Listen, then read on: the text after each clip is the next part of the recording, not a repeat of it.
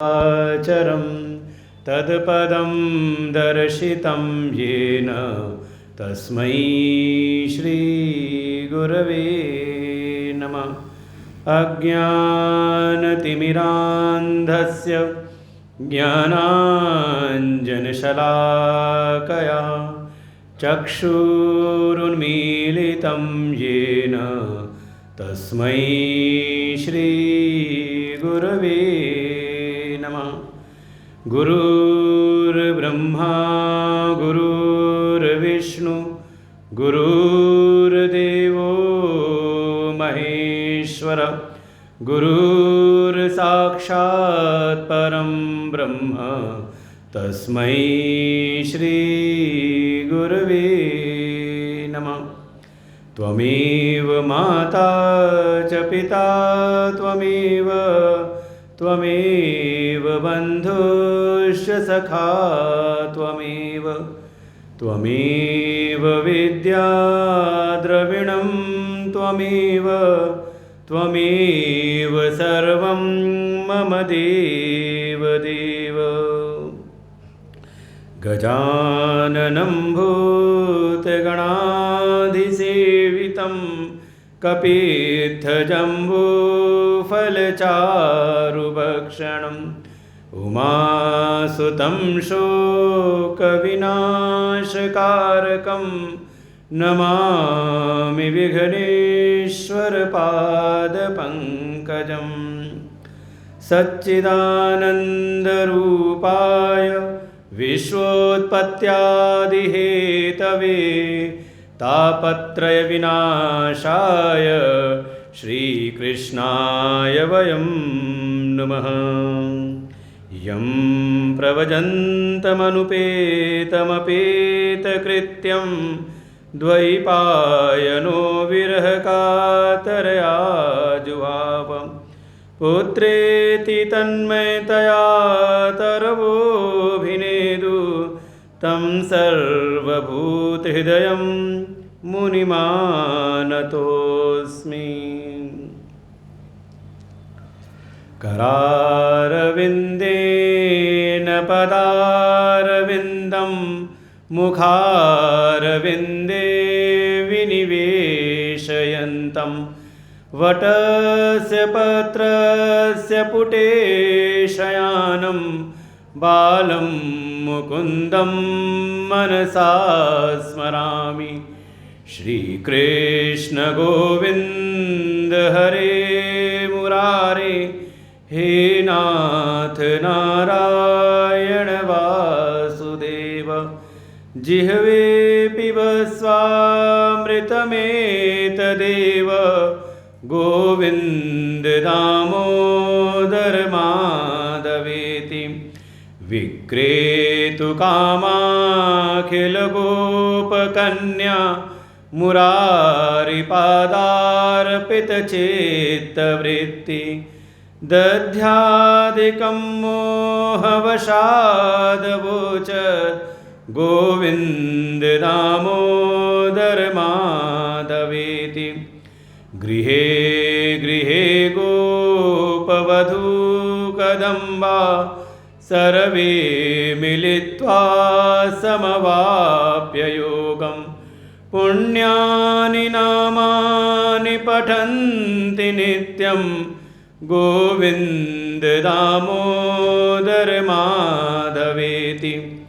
सुखं शयनानिलये निजेऽपि नामानि विष्णो प्रवदन्ति मर्त्या। ते निश्चितं तन्मयतां व्रजन्ति गोविन्द दामोदर माधवेति। जिह्वे सदैवं भज सुन्दराणि नामानि कृष्णस्य मनोहराणि। समस्तभक्तार्तिविनाशनानि गोविन्द दामोदर माधवेति।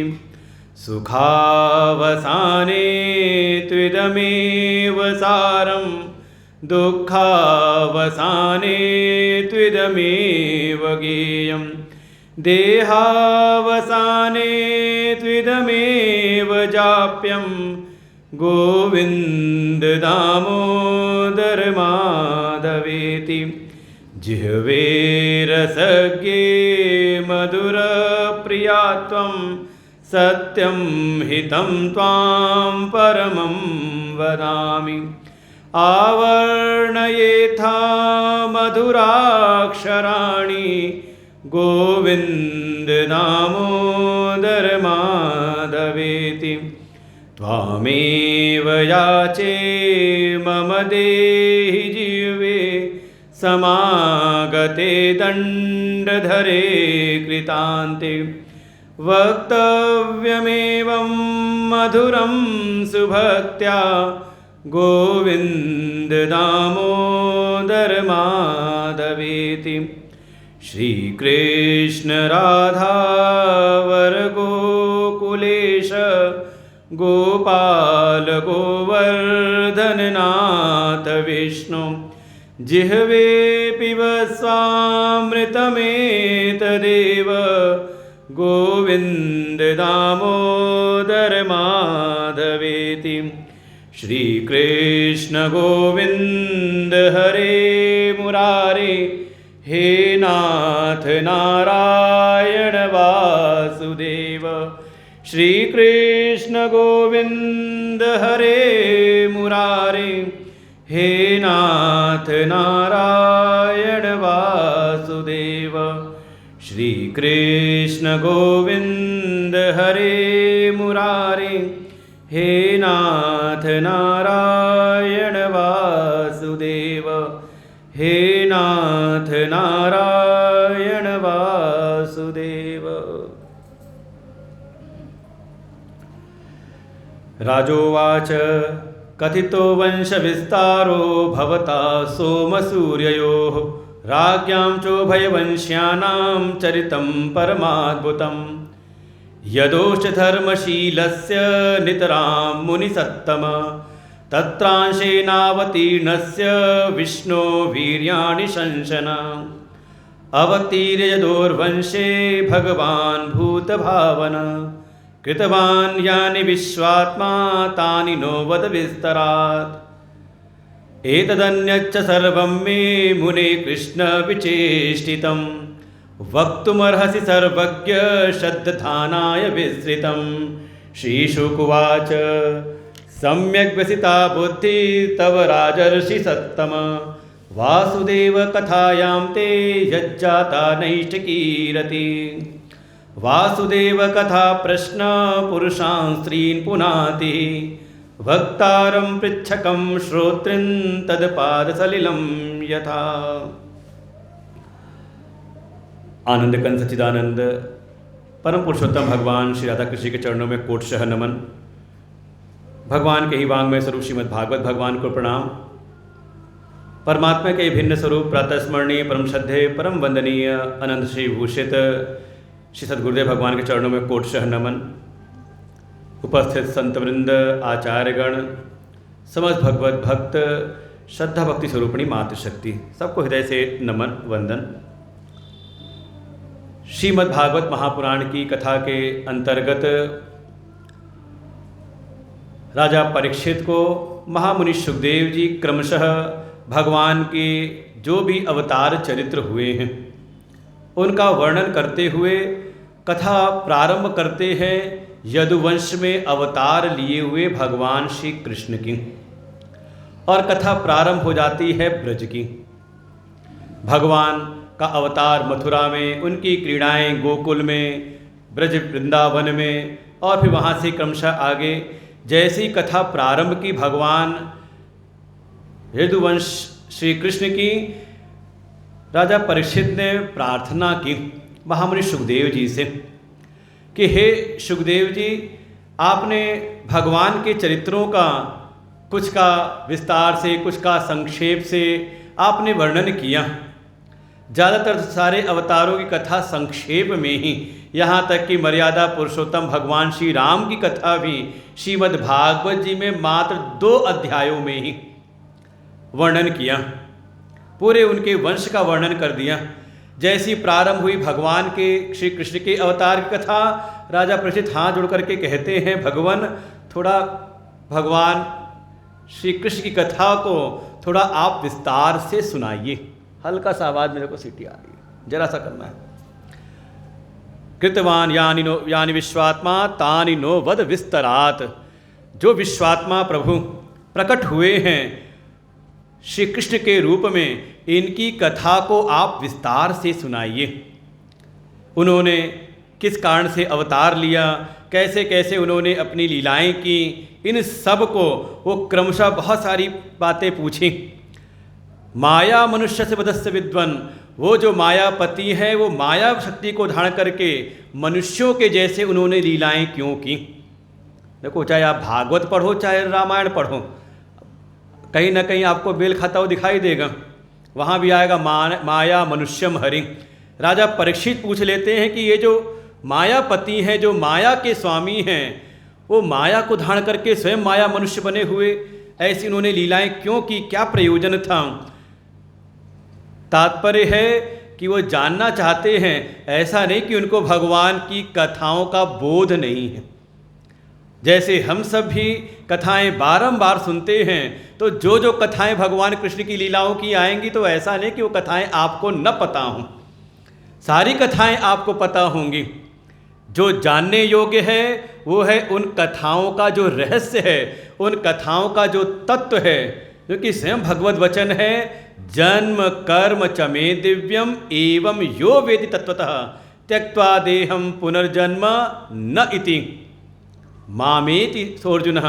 भगवान का ही वचन है श्रीमद् भगवद गीता में कि जो कोई मेरे जन्म और कर्म को, दिखते तो हैं एक साधारण मनुष्य के समान ही, लेकिन वो सामान्य नहीं है, उनके तत्व को जो जान लेता है उन लीला चरित्रों के, वास्तव में वो देह त्याग के बाद वापस उसका जन्म नहीं होता, बल्कि वो मुझको ही प्राप्त हो जाता है। इसी बात को राजा परीक्षित भी पूछना चाह रहे हैं।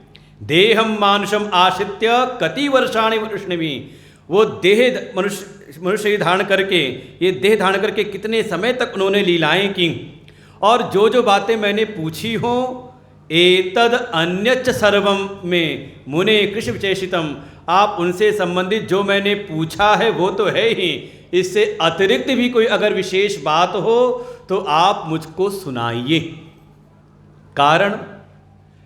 कारण ये है कि आप जैसे सर्वज्ञ वक्ता मिल जाएं, कहा ये जगत में अत्यंत ही दुर्लभ है।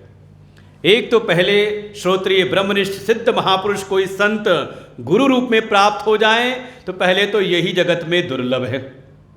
महत्संगस्तु दुर्लभ, और मिल भी जाएं तो कई बार क्या होता है, ऐसे महापुरुष मिल भी जाएं तो हम कई बार उनकी महिमा को नहीं जान पाते, अपने समान ही उनके साथ जान करके उनके साथ व्यवहार, एक समान व्यवहार करते हैं, परिणामतः कहीं ना कहीं उनके प्रति वो श्रद्धा उत्पन्न नहीं हो पाती। तो परिणाम वो दुर्लभ संत तो मिल गए, लेकिन उनका सानिध्य बहुत समय तक चला नहीं।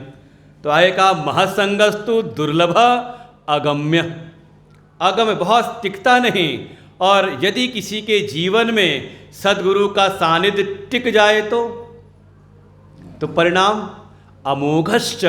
तो उसी बात को राजा परीक्षित कहते हैं कि पहले तो आप जैसे सर्वज्ञ वक्ता मिल जाएं, यही जगत में दुर्लभ है, और मिल जाएं तो जिसको मिले हो उसके हृदय में श्रद्धा आ जाए, उनके वचनों पर सत्तत्व बुद्धि आ जाए, विश्वास नहीं, बिल्कुल गुरुजी जो कह रहे हैं, जो उन्होंने उपदेश किया है उसको सत्य बुद्धि से कोई धारण कर ले। श्रद्धानाय, आप जैसे सर्वज्ञ वक्ता, और इस समय मेरे हृदय में आपके प्रति प्रबल श्रद्धा है। देखो, लगभग 9 स्कंद की कथा सुन चुके हैं। कहने का तात्पर्य है कि एकाएक श्रद्धा नहीं बनती है कि आप जाओ किसी की महिमा सुनो और पहुंच जाओ, और पहले दिन ही अगर जा करके साष्टांग दंडवत प्रणाम किया तो हमारे गुरु जी होंगे तो पहले ही समझ जाएंगे कि अब ये जितनी तेज़ी से आया है ना उतनी तेज़ी से चला भी जाएगा। देखिए, सुनते सुनते महामुनि सुखदेव जी के लगभग आज 5वां दिन है, 4 दिन तक वो भी सुन चुके होंगे। सुनने के बाद सुनते सुनते ही ये श्रद्धा प्रबल होती है। केवल यही नहीं, आप कहीं पर भी शास्त्रों में देखें, वर्णन आता है रामचरितमानस में, प्रयागराज की घटना है। पूरे मास, माघ मास रहे वहाँ पर याज्ञवल्क्य ऋषि, उनकी सेवा कर रहे हैं भरद्वाज जी। वो पहले और हर बार आते होंगे, लेकिन जब पूरा माघ मास पूरा हुआ, जब वो अपना उन्होंने दंड कमंडल आसन उठा के चलने लगे, तब जा कर के उन्होंने उनको रोका और फिर नतमस्तक हुए और फिर उनसे अपने हृदय की बातें पूछी। तो वास्तव में ये जो श्रद्धा है, कहा ये धीरे धीरे सानिध्य में रहते रहते, श्रवण करते करते और उनके अनुशासन में रहते हुए जब हम जीवन जीते हैं और उसका परिणाम जब अनुभव करते हैं, तब ये श्रद्धा प्रबल होती है।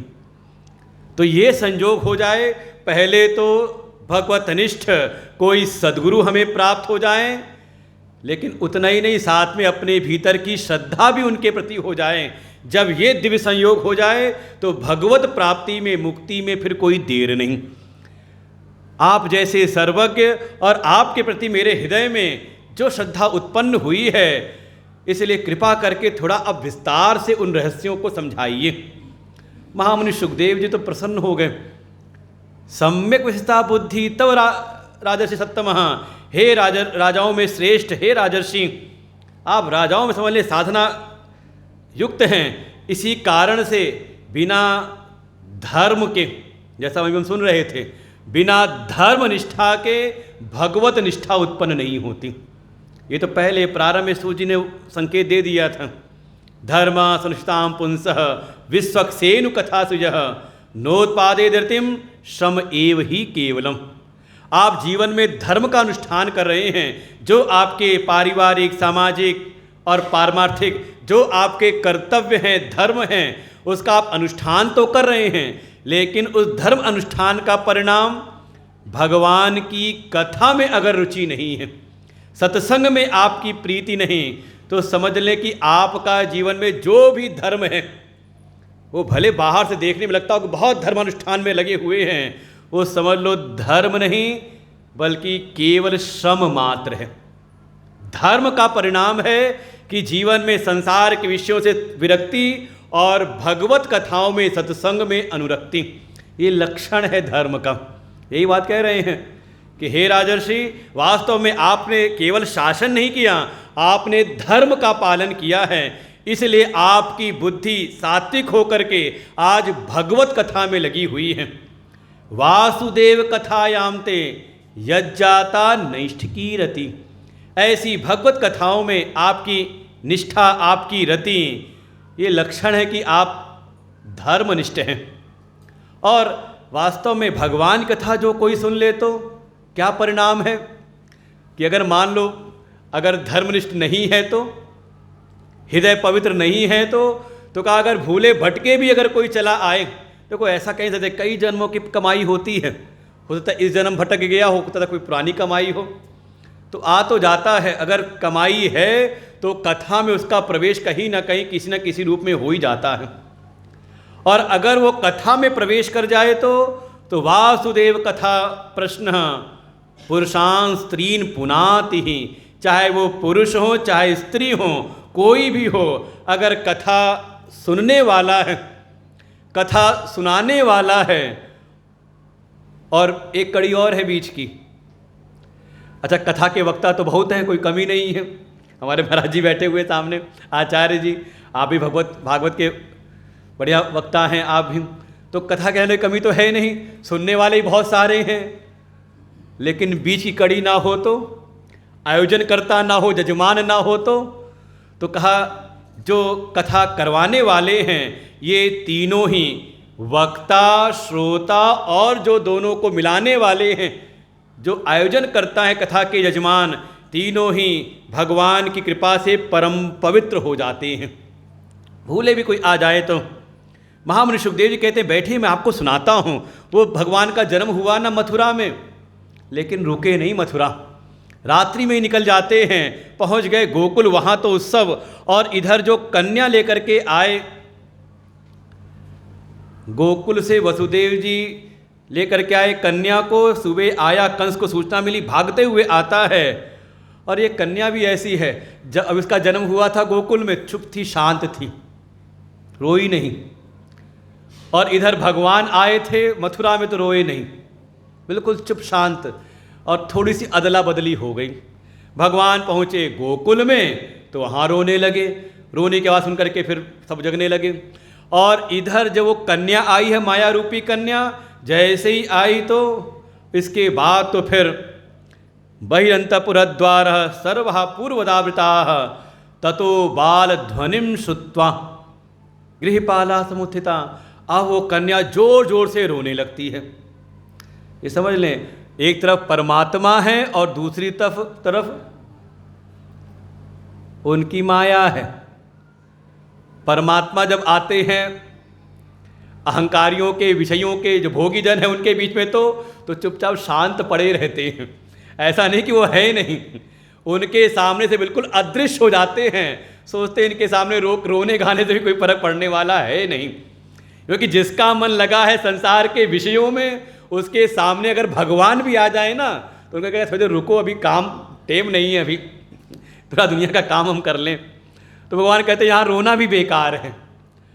जाके कहाँ रोते हैं? कहाँ रोते हैं? भक्तों के यहाँ पर। भाई कोई भक्तों का तो देखेगा ना, भगवान को आवश्यकता है, कोई सेवा करेगा। और जो माया है ना, माया जब रहती है भक्तों के बीच में तो बिल्कुल शांत रहती है, कोई प्रभाव नहीं डालती भक्तों के ऊपर। जानती इनके सामने कुछ भी कर लें, माथा फोड़ लें, लेकिन ये महात्मा और जो भक्त है ना, ये मेरी कदर करने वाले नहीं हैं। तो कहाँ रोती है? आ करके जो अहंकारियों के बीच में, जो संसार के विषय भोगों में लिप्त हैं, उनके आगे आकर के रोती चिल्लाती है कि यही थोड़ी हमारी कदर करेंगे। तो अब ध्यान रखना कि खुद को जीवन कैसा बनाया है, ये पहचान है। आपको भगवत दर्शन हो रहे हैं या माया का आकर्षण आपको प्रभावित कर रहा है, ये है हमारी भीतर साधना का परिणाम। बाल ध्वनि सुनकर के गृहपाल जग गए, जाके कंस को बुलाया। कंस आता है भागते हुए और आके ज्यों ही कन्या को पकड़ के देवकी गो से लिया, उसने शिला पे पटकने को हुआ, वो हाथ छोड़ करके कन्या तो ऊपर चली गई आकाश में, और वहाँ पर प्रकट हो गई सायुधा अष्टमहाभुजा, 8 महाभुजाओं से युक्त, और सभी भुजाओं में अस्त्र शस्त्र सुसज्जित हैं। ऐसे माँ भगवती साक्षात प्रकट हो गई। देख करके भयभीत हो गया और माँ भगवती ने बड़ी फटकार लगाई, किम मया हतया मंदः जातः खलु तवांत कृत। अरे मूर्ख, मुझको मार करके तेरा क्या भला होगा? जो तेरा शत्रु है ना, पूर्व का शत्रु, वो कहीं और जन्म ले चुका है, व्यर्थ में वसुदेव देवकी को कष्ट ना दे। ऐसे कह करके वो देवी तो अंतर्ध्यान हो गई वहाँ से। इधर कंस ने वो देवी की फटकार सुनी, थोड़ा भयभीत भी हुआ। भयभीत होकर के बड़ा विनयी हो गया यहाँ देवकी वसुदेव के सामने, उनको बंधन से मुक्त किया, थोड़ी क्षमा भी मांग लेता है। अहो भगिन्यो अहो भाम मया वामवत पापना।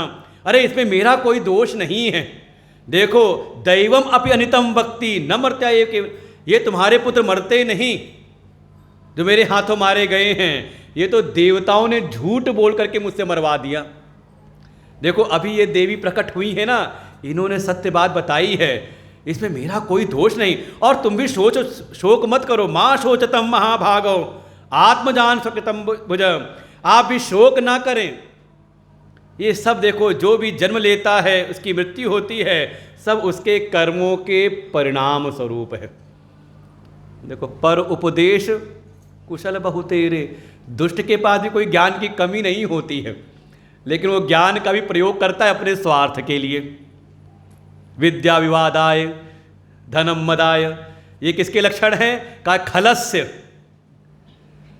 शक्ति पर परेशान पर पीड़नाय, दूसरे को विद्या होगी तो विवाद करने के लिए, धन होगा तो मद प्रकट होता है, और शक्ति है तो दूसरे को सताने के लिए। कौन? का खलस्य। और साधु कौन है? का एतेषाम विपरीताम, इससे बिल्कुल विपरीत हो जाता है। ज्ञानाय दानाय परोपकाराय, कोई साधु है तो उसके पास भी तीनों चीज़ें हैं। विद्या है तो ज्ञान प्रदान करने के लिए, धन है तो दान के लिए और शक्ति है तो परोपकार करने के लिए। तो ऐसा ना समझना कि शक्ति दुष्टों के पास में नहीं होती। हाँ, उसका प्रयोग कैसे कर रहा है। अब परमाणु ऊर्जा किसी अच्छे वैज्ञानिक, राष्ट्रभक्त वैज्ञानिक के हाथ में हो और वही परमाणु ऊर्जा पहुंच जाए आतंकवादियों के हाथ में, तो शक्ति का दोष नहीं है, कैसे संस्कार वाले के हाथ में वो शक्ति है। तो दुष्टों के पास भी कोई कमी नहीं रहती, विद्या बल सब उनके पास में है, लेकिन उसका प्रयोग अपने स्वार्थ के हिसाब से। माँ शोचतम, उनको कहा आप शोक ना करें, वहाँ क्षमत्वम मम दौरात्म्यम, मुझको क्षमा करिए। और उस दिन तो बंधन मुक्त कर दिया। लेकिन जैसे ही आया अपने दुष्ट संगी साथियों के बीच में, सभा बैठी, चाड़ूर मुष्टि छल तोषल बकासुर अघासुर दुनिया भर के जो उसके दुष्ट संगी साथी हैं, जब वहाँ बैठे तो चर्चा चलने लगी कि राजन, आपका जो 8वां वो जो गर्भ था शत्रु, वो देवी कह के कहीं कहीं और उसका जन्म हो चुका है, कहाँ ढूंढा जाए उसको, कहाँ जाकर के हम उसको देखें, कहाँ उसको मारें। सब ने कहा देखो, आपका शत्रु जो विष्णु है वो वहीं रहता है जहाँ सनातन धर्म है। मूलम ही विष्णु देवानाम यत्र धर्म सनातन, जहाँ सनातन धर्म है, जहाँ सनातन धर्म की प्रतिष्ठा है। और सनातन धर्म की प्रतिष्ठा कहाँ पर है? तस्य च ब्रह्म गो विप्रः तपो यज्ञ सदक्षिणा, जहाँ ये सब है वही सनातन धर्म की प्रतिष्ठा है। जहाँ गौ की सेवा होती हो, अभी बता ही रहते वरुण जी गौ सेवा की महिमा, कि प्रभु श्री राम का आए हैं तो कृपा है गौ की, नंदिनी गौ के आशीर्वाद से। ये तो वंशी, वो निर्वंशी हो चुके थे, उनके वंश से चला है। गौ की, पहले का गौ की सेवा। विप्र, जहाँ वेद पाठी ब्राह्मण रहते हो, जहाँ वेद के गुरुकुल हों, जहाँ वेद का अध्ययन अध्यापन होता हो। तपो, जहाँ पर तपस्वी लोग रहते हो, कोई संत महात्मा तपस्वी रहते हों। यज्ञ सदक्षिणा, जहाँ यज्ञ होते हों। ये सब लक्षण हैं सनातन धर्म के, ये मूल स्तंभ हैं। और समझ लो भगवान भी आते तो इन्हीं की रक्षा करने के लिए आते हैं। विप्र धेनु सुर संतहित लीन मनुज अवतार। तो कहीं अगर इस प्रकार के कार्य होते हो, यहाँ अगर आप अपना कोई सहयोग करते हो, यहाँ अपनी सामर्थ्य को लगाते हो, तो समझ लें आप सीधे ईश्वरी कार्य में आप सहयोग कर रहे हैं। बाकी सब कहने सुनने की बात तो अलग है। ये 4 कार्य जो ऐसे हैं, संत की सेवा में, गौ की सेवा में, वेद पाठी ब्राह्मणों की सेवा में, जहाँ यज्ञ आदि होते हों, अगर वहाँ आपका सहयोग है तो समझ लें बिल्कुल ईश्वरी कार्य में आप सीधा योगदान दे रहे हैं। और ईश्वरी कार्य में सहयोग करेंगे तो ईश्वर भी आपसे प्रसन्न रहते हैं। भाई हमारा कोई चाकर हो, बढ़िया हमारी सेवा करे तो हम क्या करेंगे? उसकी सामर्थ्य को बढ़ाएंगे, उसका ध्यान रखेंगे। कई बार ऐसा होता है, कोई अच्छा हमारा कोई सेवक हो, भले वो तनख्वाह पे नौकरी कर रहा, हमारा नौकर हो, लेकिन अगर वो सेवा अच्छी करे तो उसके सुख दुख में हम स्वयं साथ देते हैं। आज ही हमारे तो उमर जी बता रहे थे उनका एक सेवक है, उसके बच्चे को कोई तकलीफ हुई, बड़ी परेशानी हुई, इन्होंने अपने खर्चे पर उसका सब काम करा दिया। तो अब जब एक समाज में कोई एक साधारण व्यक्ति ऐसा कर सकता है तो वो तो परमेश्वर है, सर्वसमर्थ हैं। जो कोई इन कार्यों में सहयोग करता है तो उस पर उनकी कृपा। विप्रः गावश्च वेदाश्च तपः सत्यम दमः शमः श्रद्धा दया तितिक्षा च कृतवश्च हरे तनु। ये वास्तव में भगवान के ही स्वरूप में होते हैं। जहाँ कहीं भी हो रहा हो उस रूप में भगवान साक्षात विराजमान रहते हैं। अब भगवान तो हम लोग के मुख से निकल रहा है, कथा सुना रहे हैं, तो वो कह रहे वहीं पे विष्णु रहता है, या तुम्हारा शत्रु, आपका शत्रु वहीं रहता है जहाँ ये सारे कार्य होते हैं। वहीं जाकर के जितने भी नवजात पालक हों चुपचाप उनको मरवा देते हैं और तैयारी पूरा षड्यंत्र करके अपने जो भी मायावी दैत्य हैं उनको लगा दिया। इधर गोकुल में भगवान आए, सब जग जाते हैं और फिर वहाँ पर उत्सव प्रारंभ हो जाता है। नंदस्तात्मज उत्पन्ने जाता अहलादो महात्मना आहूय विप्रान वेद ज्ञान स्नात शिलंकृत। इधर जैसे ही बालक का जन्म हुआ, सूचना मिली नंद राय जी को, अरे बड़े प्रसन्न हुए। लेकिन इस परिस्थिति में सबसे पहले उन्होंने स्मरण किया अपने गुरुदेव को। तत्काल ही अपने गुरुदेव शांडिल्य ऋषि को बुलाया और जो ब्राह्मण लोग आए उनके द्वारा जात कर्म संस्कार करवाया और फिर सामर्थ्य से बढ़ करके उनकी सेवाएं की। 7 तिल के पहाड़ खड़े कर दिए, लाखों गौएं दान कर दी, संकल्प तत्काल ही संकल्प लिया और फिर सबको संतुष्ट किया। जो आता है सबको भेंट देते हैं और धीरे धीरे खबर फैल जाती है सारे गोकुल में। अरे हमारे जो सामंत हैं, हमारे जो सरदार हैं नंदराय जी, उनके यहाँ लाला का जन्म और लगभग माना जाता है हुई भी चौथी अवस्था में है, बहुत देर से हुए हैं। तो सब बड़े प्रसन्न हैं, सब अपने दूध दही की सब भेंट लेकर के आते, जिसके पास जो है सो लेकर के आता है। और वर्णन ऐसा आया कि बस गोपा परस्परम हृष्टा दधि क्षीर कृताम्बुभी। आजकल की एक नई परंपरा है ना, लोग जन्मदिन मनाते हैं, केक काटेंगे, खाएंगे कम, लगाते ज़्यादा हैं। कोई नई चीज़ नहीं है, सब यहाँ पहले से लिखा हुआ है। आसिंचंतो विलिम्पंतो नवनीतैश्च चिक्षिपुः। वो भी खुशी में कहीं दूध दही एक दूसरे उड़ेल रहे हैं, कोई माखन लगा रहे एक दूसरे को। वो वर्णन तो ऐसा कि कोई ग्वाला था, लेकर के आया था दही वही की मटकी, और इधर नंद बाबा बड़े प्रसन्न होकर के लाला हुआ है, नहा धो के बढ़िया साफा पर लगा के काजल वजल लगा करके बिल्कुल तैयार बैठे थे सिंहासन पर। तब तक एक ग्वाला आया दही की मटकी लेके के, यही भेंट अर्पण करता हूँ अपने राजा को। और जो आगे चलने को हुआ, कहीं उसकी टंगड़ी लगड़ी फंसी, उसकी टांग फंसी और जाके मटकी सहित गिरा बाबा के ऊपर। वो पूरा बाबा नहा गए दही से। तब तो कोई दूसरा आया, उसको लगा यही तरीका है, उसने दही की मटकी उड़ेल दी, किसी ने माखन लगाया और बस यही चलने लगा सबका सब। धीरे धीरे भगवान आ जाए तो आह्लाद है, साक्षात आनंदमय सच्चिदानंद स्वरूप परमात्मा हो तो वहाँ फिर ना तो पाप और ना पाप का परिणाम ताप, उसका प्रवेश नहीं है। ऐसे वहाँ पर उत्सव होने लगा। 6 दिन बीत गए। बाबा को याद आया, उस समय है ITR फाइल करने का, ये समय चल रहा है इस समय। तो परंपरा कोई सब देखो, कोई नई परंपरा दुनिया में नहीं है, सब हमारे भागवत जी में लिखी हुई है शास्त्रों में। हमने आंखें बंद कर ली शास्त्रों की ओर से तो हम समझते कि बाहर वालों लाके दिया है। ये सब हमारे यहाँ है पहले से ही विद्यमान। बाबा को याद आया, अरे नंदः कंसस्य वार्षिक्यम करम दातुम कुरुद्वः।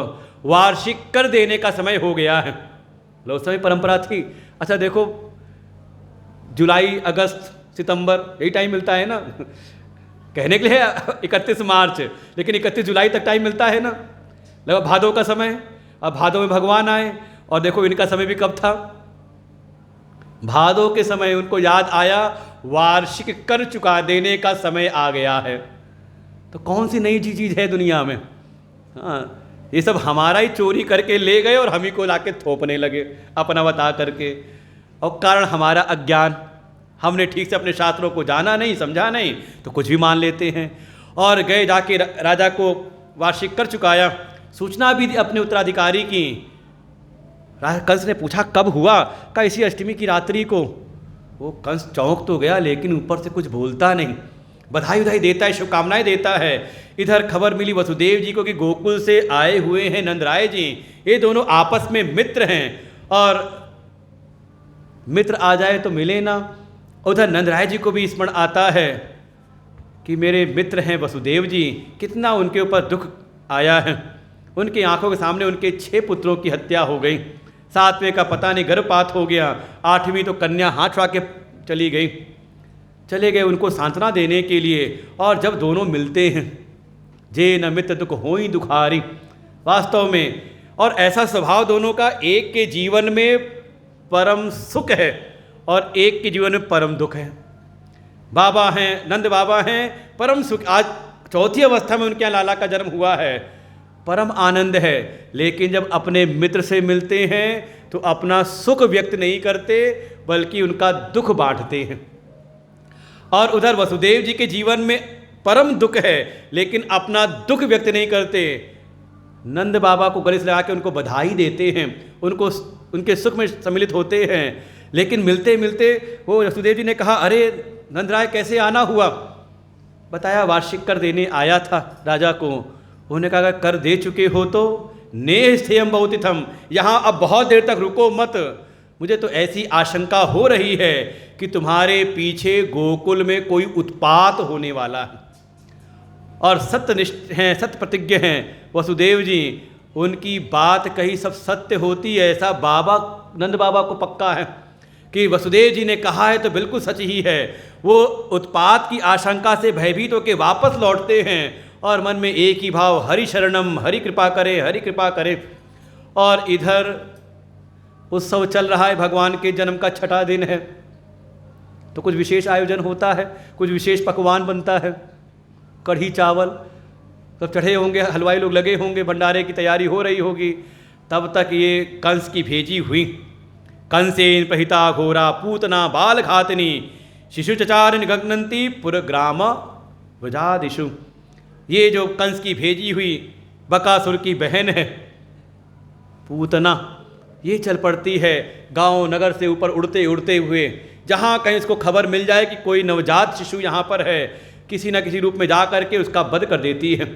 बाल हत्यारिन, भगवान ने जैसी अपनी माया से उसको आकर्षित किया, गोकुल के ऊपर से निकली, उसको लगा कि यहाँ भी कोई उत्सव हो रहा है, लगता है किसी बालक का जन्म हुआ है। चुपचाप नीचे उतरी, एक वृक्ष के पीछे जा करके बढ़िया सुंदर सा मायावी रूप बनाया। हे मांगना, स्वर्ण आदि सुसज्जित, हाथ में कमल का पुष्प लेकर के घूमते हुए जा रही है। ये सारे गोकुलवासी देख करके अचंभित, इतनी सुंदर, ये लगता है जब से हमारे यहाँ नंदराय जी के यहाँ लाला का जन्म हुआ है, रोज़ कोई ना कोई देवता आते हैं दर्शन करने को। आज तो हमारे धन्य भाग हैं गोकुल के, आज तो लगता है सीधे लक्ष्मी जी ही आई हैं। किसी ने कहा हाँ हाँ, हाथ में कमल का फूल भी है, ये लक्ष्मी जी की स्वरूपणी हैं। सबने खुद ही कह दिया, अरे जहाँ आप जाना चाहती हैं रास्ता इधर से है, वो सामने महल है नंदराय जी का, और सीधे प्रवेश कर गई। अब दो चीज़ें हैं, एक है परमात्मा और एक है माया। और देखो माया प्रभावित तो अच्छा अच्छा कर देती है। सीधे पहुंची नंदराय जी के महल में, जैसे ही अंदर प्रवेश किया, वो अंदर कक्ष में यशोदा और रोहिणी दोनों अपने लालाओं को लेकर के दुलार कर रही थीं। अभी तक लाला को देख रही थी यशोदा, रोहिणी भगवान की ओर दृष्टि थी। जैसे ही ये आई माया भी सच धच करके, पूतना मैया का ध्यान अब लाला से हट करके चला गया उस पूतना की ओर। इतनी सुंदर देवी, वो नज़र हटती नहीं, इतना बढ़िया आभूषण, इतने बढ़िया वस्त्र, लगता है आज कोई देवी आई है लाला पर कृपा करने के लिए। और इतने में लाला रोने लगते हैं जोर से। क्यों रो रहे हैं? कि मेरी ओर ध्यान जावे, लेकिन जोर से मैया ध्यान लाला पे नहीं, रो रहे, लेकिन हिला तो रही हैं लेकिन ध्यान उसी पर है। लेकिन लाला चुप होते नहीं। उसने कहा पूतना ने, अरे यशोदा लगता है तेरा ये पहला लाला है। यशोदा मैया, अरे हाँ देवी आपने सत्य कहा, आप तो बिल्कुल सब कुछ जानती हैं। उसने कहा लाला मुझको मेरी गोद में देते, मैं संभालती हूँ, मैं चुप कराती हूँ, तो उससे चुप नहीं हो रहा। और झट मैया ने दे दिया पूतना की गोद में। और जैसी पूतना की गोद में गए भगवान, उन्होंने रोना कर दिया बंद। वो याद करें, पहले आए थे मथुरा में दुष्टों के यहाँ तो रोए नहीं थे, क्योंकि इनके सामने रोने से क्या फ़ायदा। और दूसरी बात, संतों ने कहा कि भगवान अभी तो लाला रो रहे थे, अब चुप क्यों हो गए? तो संतों ने कहा भगवान बिल्कुल जो काम करते हैं बड़ी अच्छी प्रकार से करते हैं। वो जो रोल लेते हैं, जो लीला करते हैं तो अच्छे से करते हैं कि अच्छे अच्छे मोहित हो जाते हैं, ज्ञानी जन भी मोहित हो जाते हैं। देखो निर्गुण ब्रह्म को जानना आसान है, निर्गुण ब्रह्म सुलभ अति, सगुण जान नहीं कोई। सगुण को जान पाना, उस पर श्रद्धा बनाए रखना बड़ा मुश्किल है। हम भले कहते सगुण की भक्ति बड़ी आसान है, आसान इसलिए है कि वो कुछ बोलते नहीं ना, हम मूर्ति की पूजा कर रहे हैं। जिस दिन आप सगुण भक्ति में उतरोगे तो आपको समझ में आएगी समस्याएं। अभी तो हम काम चलाऊ कर रहे हैं, अपने मन के मुताबिक पूजा उपासना में लगे हैं, इसलिए आपको नहीं होता। नहीं तो जितना संसार वाले रुलाते हैं ना, उससे ज़्यादा रुलाते हैं भगवान। कभी उतरो तो भक्ति में। अभी तो हम केवल ऊपर ऊपर से कर रहे हैं। संतों ने विचार किया भगवान क्यों रोने लगे, तो किसी ने कहा, देखो जैसे कोई छोटा बालक हो, कोई डरावनी चीज़ देख ले तो रोता है, डरता है और झट जा कर के अपनी माँ के आंचल में छुप जाता है कि मैया बचा लेंगी। भगवान कह रहे हैं कि जब मैया ने खुद ही डरावनी चीज़ के हाथ में दे दिया तो अब रो करके किसको बुलाऊं। इसलिए भगवान हो गए चुप और तुरंत अपनी आंखें मूंद लीं, बिल्कुल आँख खोलते नहीं। और जैसी लाला चुप हुआ, अब तो मैया को लगा देखो ये देवी, बिल्कुल कृपा हुई देवी की, इतना रो रहा था चुप हो गया। उसने भी कहा, पूतना ने, अरे जाओ यशोदा, तुम्हारे यहाँ बड़े मेहमान आए, कोई उत्सव लगता है। यशोदा ने कहा, हाँ देवी, इसी की छठी का आज उत्सव है, जाओ अपने मेहमानों को देखो, तब तक लाला को मैं देखती हूँ, संभालती हूँ। मैया ने कहा, हाँ देवी, आप अपना आशीर्वाद देना। और इधर भगवान अपनी आँख मूंदे हुए हैं, आँख खोलते नहीं। चराचरात्मा स निमिलिते क्षण, अपनी आँखें मूंद ली। अब तो संत लोग विचार करने लगे कि भगवान ने फिर आँखें क्यों बंद कर ली। संतों ने कहा, भगवान अपने एक एक लीला चरित्र से हम सबको कोई ना कोई संकेत करते हैं। किसी ने कहा, भगवान ने इसलिए आंखें बंद कर ली जैसे किसी संत के दर्शन करें। भगवान के हम दर्शन करते हैं तो हमारे पापों का क्षय हो जाता है। संत दरस जी पातक टरहीं, सम्मुख होई जीव मोई जबहीं, जन्म कोटि अघनासई तबहीं। भगवत दर्शन का, संत दर्शन का एक ही परिणाम है कि हमारे पापों का क्षय हो जाता है। और ऐसी किसी पापी का मुंह देख ले तो बाल हत्यारिन है तो क्या होगा का, इसका उल्टा परिणाम होता है। किसी पापी का हम मुंह देखें तो पापी के दर्शन से हमारे पुण्यों का क्षय हो जाता है। इसलिए अपनी संगत से बचना चाहिए। अगर जो धर्मी ना हो, धर्मात्मा, धर्म के मार्ग का अनुयायी ना हो, उसके संग से दूर रहना चाहिए। नहीं तो धीरे धीरे हमारे जो पुण्य हैं वो हमारे पुण्यों को क्षीण कर देता है। ये शास्त्र का मत है। किसी ने, संत ने कहा, नहीं, भगवान कहते आंखें इसलिए बंद कर ली कि आंखें बंद करके भगवान विचार करते जैसी भी है, पापिनी है, हत्यारी, बाल हत्यारिन है, जैसी भी है, लेकिन आई तो मेरी शरण में है ना। और मेरी शरण में आने का जो फल है वो अमोघ है, कोई कैसे भी आ जाए। तो भगवान विचार करने, आंख बंद करके विचार करने लगे इसकी जन्म कुंडली को। किसी पूर्व के जन्म में कोई अच्छा इसका कोई काम, कोई पुण्य कर्म दिख जाए तो उसी को निमित्त बना के इसको भी मैं तार दूं। और आंख बंद करके भगवान सीधे पहुंच के विचार करते करते राजा बलि के यज्ञ मंडप में।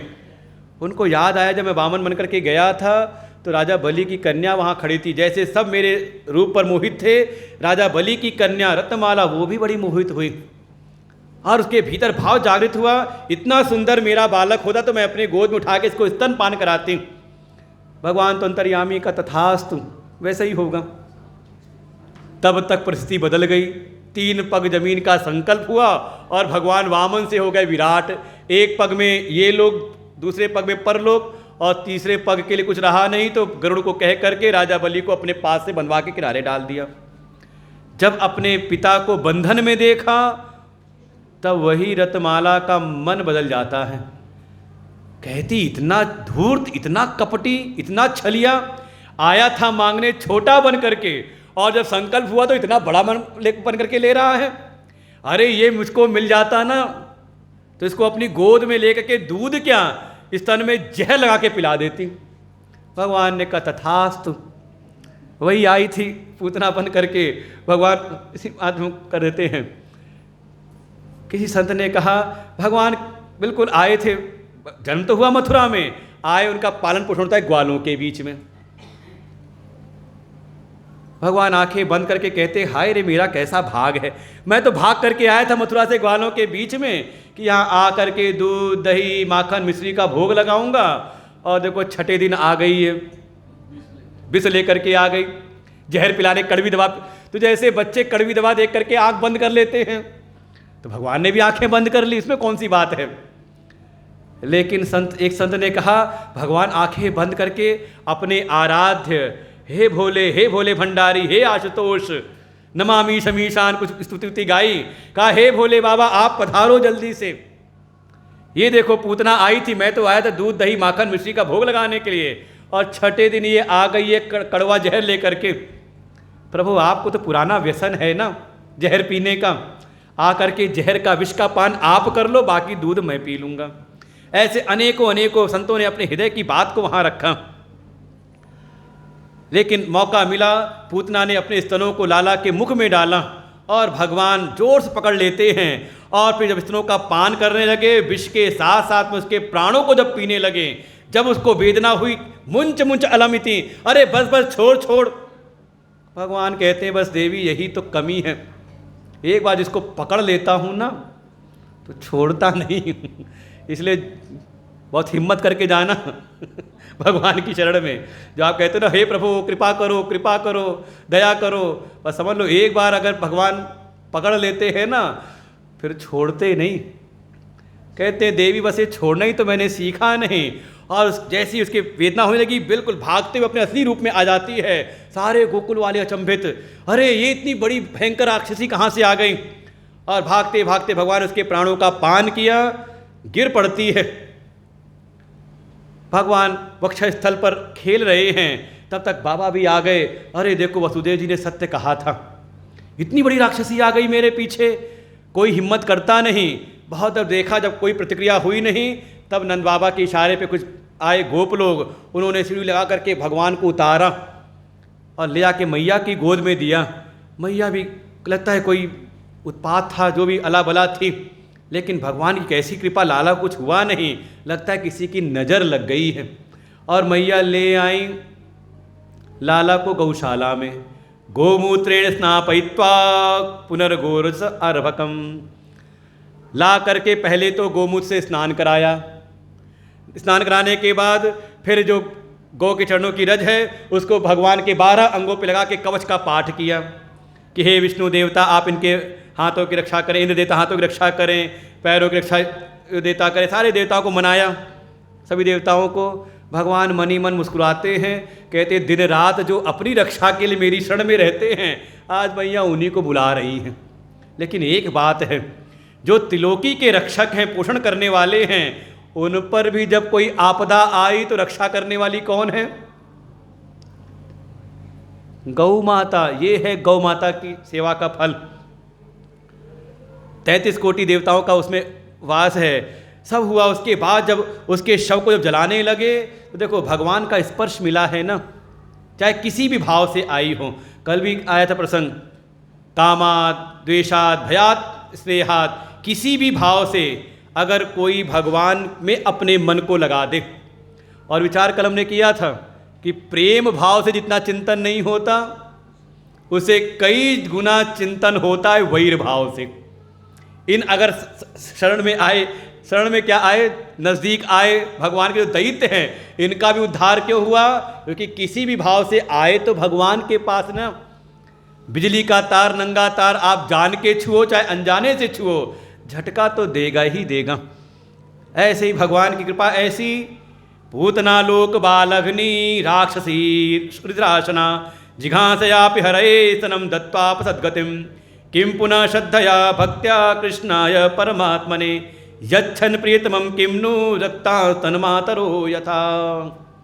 ऐसी बाल हत्यारिन, रक्त पीने वाली पूतना, ऐसी दुष्टा आई भगवान की शरण में, भगवान को अपने स्तनों से दूध पिलाने लगी, जहर पिलाने के लिए आई थी। भगवान ने उसको भी अपनी धाय का पद दे दिया, उसका भी उद्धार किया। किम पुनः श्रद्धया भक्त्या, फिर अगर कोई भगवान परमात्मा श्री कृष्ण के शरण में श्रद्धा से प्रेम से आ जाए तो उसकी क्या गति होगी।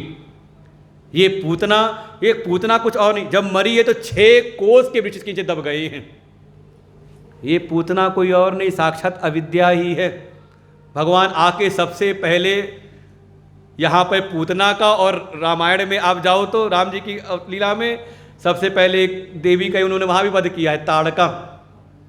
दोनों में 3 ही अक्षर हैं, 3 ही अक्षर हैं अविद्या में। भगवान आके सबसे पहले अविद्या का संहार करते हैं कि वो भले मनुष्य जीवन में आए हुए हैं लेकिन अविद्या के वशीभूत नहीं है। जीव का जन्म होता है अविद्या के परवश होकर के, माया के अंतर्गत। भगवान तो अपनी माया को अपने अधीन करके आते हैं और संकेत करते हैं कि आए हो इस जगत में तो हमारा पहला कर्तव्य है कि हम अपने भीतर की अविद्या का नाश करें। मैं कौन हूँ, अपने स्वरूप को जाने। अब बिना गुरु कृपा के ये संभव होता नहीं। भगवान ने पूतना का वध किया, और देखो ये अविद्या जब तक रहती है तो अविद्या स्वयं आवरण करती है, कोष के रूप में है, और अब आते ही 5 कोष को प्रकट कर देती है। तो वेदांत पढ़ोगे तो आएगा उसमें, नहीं योग में भी सिखाते होंगे, बताते होंगे।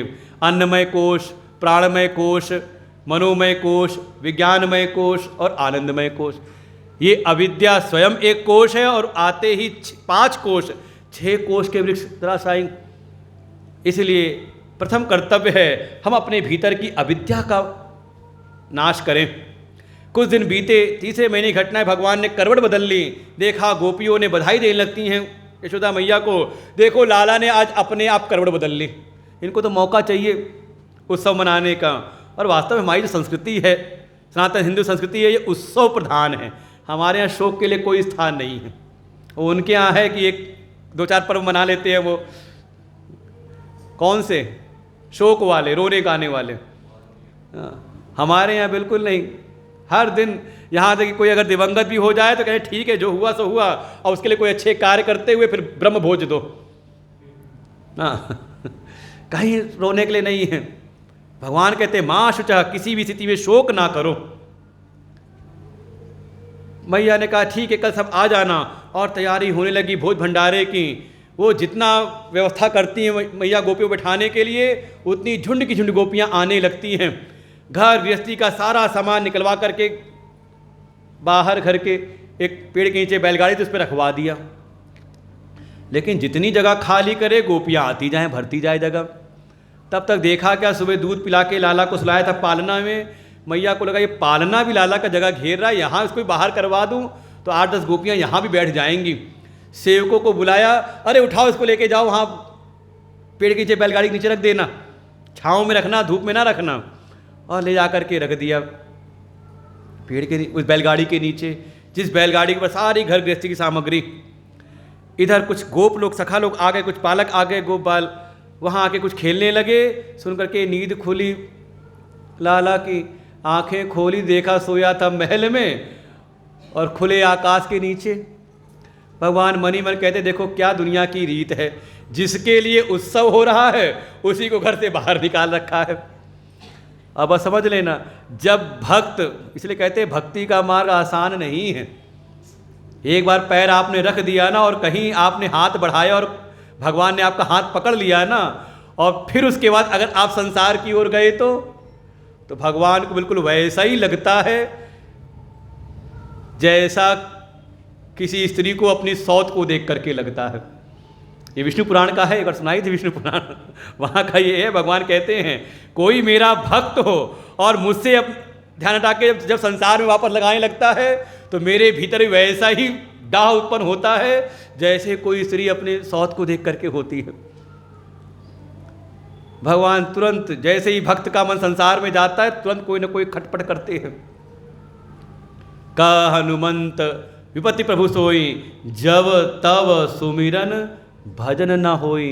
ये समझ लो, जब आप भगवान को भूलते हो तभी कहीं ना कहीं कोई विपत्ति आ गया। एक असुर, हिरण्याक्ष का पुत्र है उत्कच, लोमश ऋषि के श्राप से उसका ये स्थूल शरीर नहीं है, वायु रूप है, जिसमें प्रवेश करता उसी का रूप ले लेता है। आया, देखा उसने लाला को, वो प्रवेश कर गया उसी बैलगाड़ी के भीतर। बैलगाड़ी को कहते हैं शकट, उसमें प्रवेश कर गया तो हो गया शकटासुर। वो भगवान ने खेल खेल में कर ऐसा पैर उछाला लगाया कि वो तो हवा में उड़ गई बैलगाड़ी, और सारी घर गृहस्थी की सामग्री तितर बितर हो गई, और उस दैत्य का भी हो गया गोविंदाय नमो नमः। जैसे ही अभी सब उत्सव मना रहे थे, भूले हुए थे कन्हैया को, लाला को, जैसे ये खटका हुआ सब आ गए। फिर मैया ने गोद में उठाया, ले गई गौशाला में। इधर बाबा आसपास जो बालक खेल रहे थे ना, उनको बुलाया, इधर आओ। ये ना कोई आंधी ना तूफान, ये बैलगाड़ी कैसे उलट गई अचानक। ऊंचू व्यवस्थितां मतीन गोपान गोपिश्च बालका। तो वो जो बालक थे गोपाल, उन्होंने कहा अरे बाबा हमने अपनी आंखों से देखा, रुदतानेन पादेन क्षिप्तम एतन न संशय। अरे बाबा, हमने अपनी आंखों से देखा, ये लाला है ना, ये रोते रोते पैर उछाल रहा था, और उछालते उछालते इसने ऐसा एक पैर उछाला कि इसका पैर छुआ बैलगाड़ी पर, और बैलगाड़ी उछल गई आकाश में। नाते सद धीरे, बाबा को लगा रहे सब बालक ऐसे ही है, कुछ भी बोलते रहते, कोई अला बला रही होगी, भगवान की कृपा रही। ये है शकटासुर। शकटासुर अर्थात जड़त्व बुद्धि। देखो ये सब भीतर के दोष हैं। भगवान की भक्ति के मार्ग में चलें तो ये सब प्रतिबंध हैं। जब हमारी बुद्धि चेतन को छोड़ करके जड़ संसार में ज़्यादा लग जाती है तो समझ लो समस्याएं जीवन में आनी पक्की हैं। बुद्धि जड़ता में ज़्यादा लगने लगती, जड़ संसार को ज़्यादा महत्व देने लगती है। अच्छा, कई बार माताओं का प्रश्न होता है कि पूजा पाठ तो करते हैं लेकिन मन नहीं लगता, नींद आने लगती है। हमने पूछा किस समय करती हो, कब करती हैं? तो उन्होंने बताया सुबह तो बहुत काम रहता है, फुर्सत मिलती नहीं, सबका काम निपटाने के बाद 10-11 बजे समय मिलता है, 12 बजे समय मिलता है तो बैठते हैं। हमने कहा जब मन तरोताज़ा था तब तो लगाया संसार में, और जब संसार से मन थक गया, केवल नित्य का ही नहीं है, जब तक ये जीवन तरोताज़ा था, स्वस्थ था, जवान था, वो प्रहलाद जी ने कहा कौमारम आश्रयेत प्राज्ञ, कौमार अवस्था से लगना चाहिए। जब तक जोश था तब तक संसार के जड़ चीज़ों में लगे रहे, और जब मुरझा गए तो आ गया बुढ़ापा तो कहते हैं पूजा पाठ में मन नहीं लगता, कहाँ से लगे।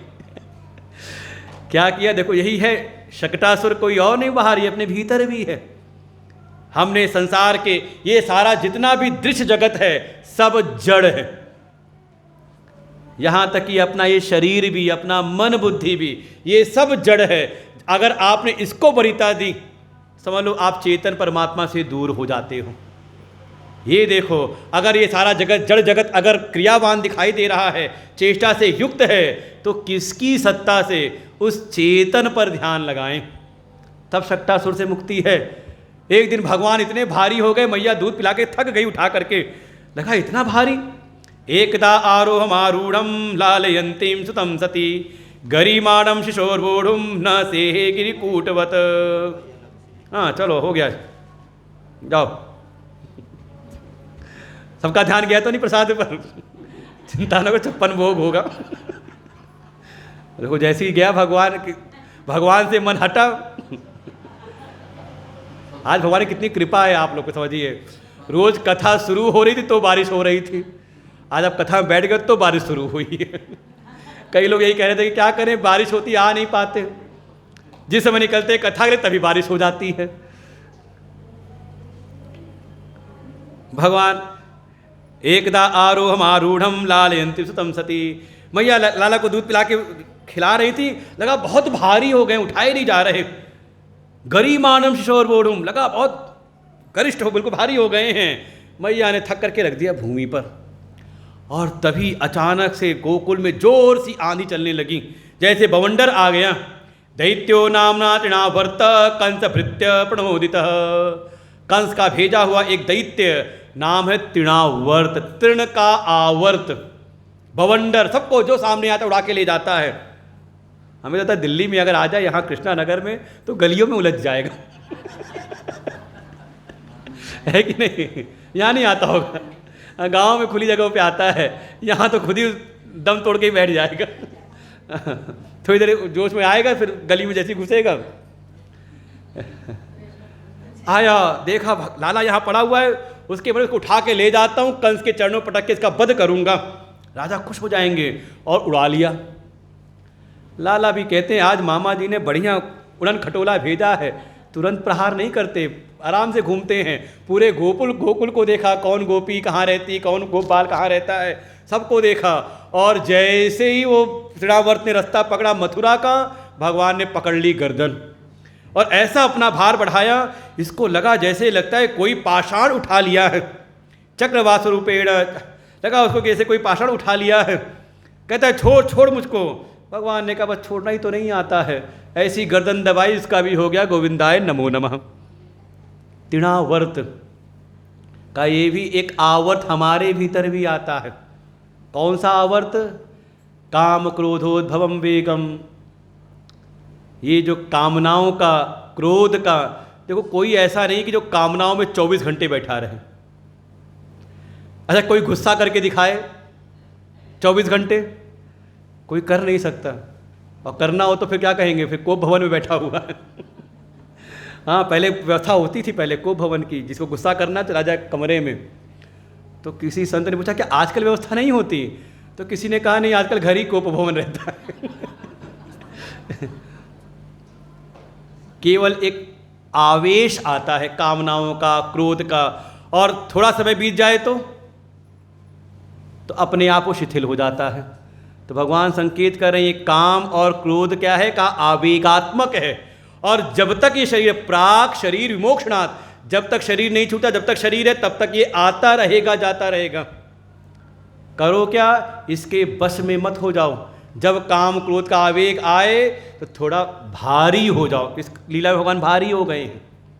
शक्नोति हविजा सोढ़ुम, बिल्कुल उस समय इसको सहन कर भारी हो जाओ, कोई प्रतिक्रिया ना करो। जैसे हमारे मोदी जी, चाहे कोई कितना कुछ बोलता रहे, क्या करता रहे, कोई प्रतिक्रिया नहीं देते।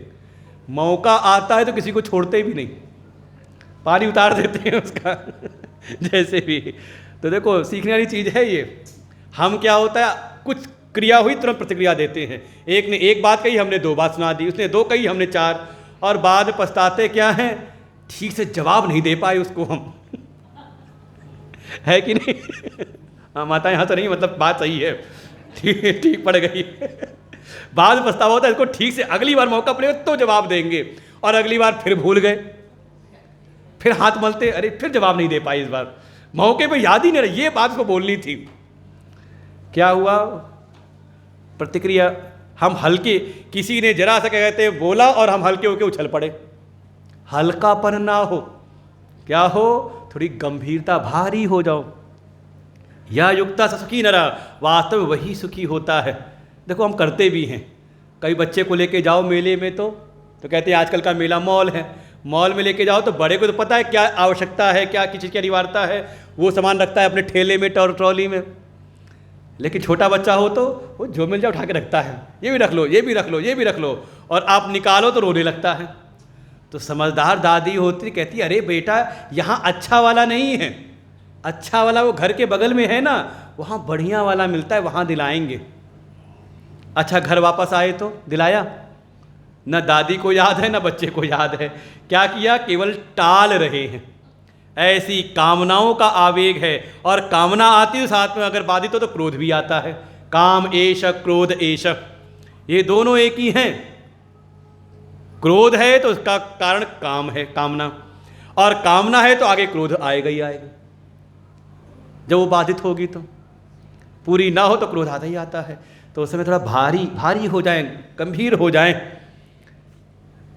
आ गए श्री शुकुवाच, गर्ग पुरोहितो राजन यदूनां सुमहातपा, ब्रजम जगामनंदस्य वसुदेव प्रचोदितः।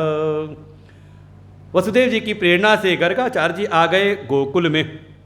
नंदराज जी को सूचना मिली, अपने गुरुदेव शांडिल्य ऋषि को लेके गए, उनका स्वागत किया, अपने महल में लेकर के आए, उनकी सेवा की, और जब प्रसन्न हो गए तो उनसे प्रार्थना की।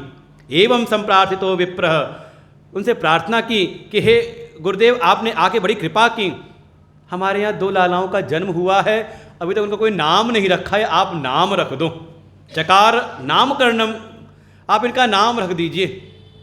गर्गाचार्य जी मनी मन कहते, आया तो मैं इसी कार्य के लिए हूँ, लेकिन ऊपर से मना करते हैं, मैं नामकरण करूँगा, मुझसे नाम रखवाओगे और फिर बड़ा भोज भंडारा उत्सव करोगे, खबर पहुँच जाएगी मथुरा में, कंस के कान खड़े हो जाएंगे।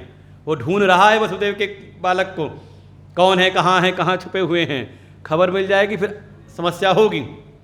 नंद बाबा ने कहा आप बिल्कुल चिंता ना करें, कोई उत्सव नहीं करेंगे, और अपने गौशाला में घर के लोग हैं। और फिर गर्गाचार्य जी ने नाम रखा, अजम ही रोहिणी पुत्रो रमयन सुविदो गुणई, आख्याते राम इति बलाधिक्यात् बलम विदु। सबसे पहले जो बड़े हैं रोहिणी के पुत्र, उनका नाम रखा कि सबको रमाने वाले होंगे और इनमें बल की अधिकता होगी, इसलिए नाम होगा बलराम।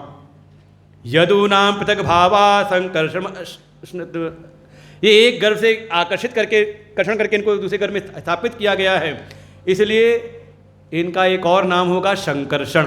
बोले शंकर्षण भगवान की। इधर जैसे ही देखा यशोदा की लाला को, जैसे उनकी समाधि लग गई, वो नंद बाबा को चिंता हुई, देखो ये पहले भी टाल रहे थे, वो वसुदेव और रोहिणी के बालक का तो नाम रख दिया, मेरे लाला का नाम रखा तो समाधि लगा ली इन्होंने, हिलाया उलाया, मेरे लाला का नाम तो रख दो, और तब फिर उनका भी नाम रखते हैं। आसन वर्णातयो यस्य गृहतो अनुयुगम तनु शुक्लो रक्त तथा पीत इदानीं कृषताम गतः। अरे इनकी क्या महिमा गाएं, तो हर युग में आते हैं।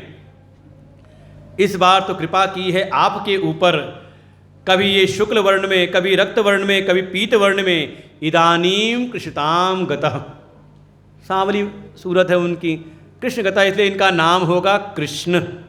कभी वसुदेव जी के यहाँ भी आए थे, वासुदेव इति श्रीमान विज्ञा, इसलिए इनका एक और नाम होगा वासुदेव। बोले वासुदेव श्री कृष्ण भगवान की।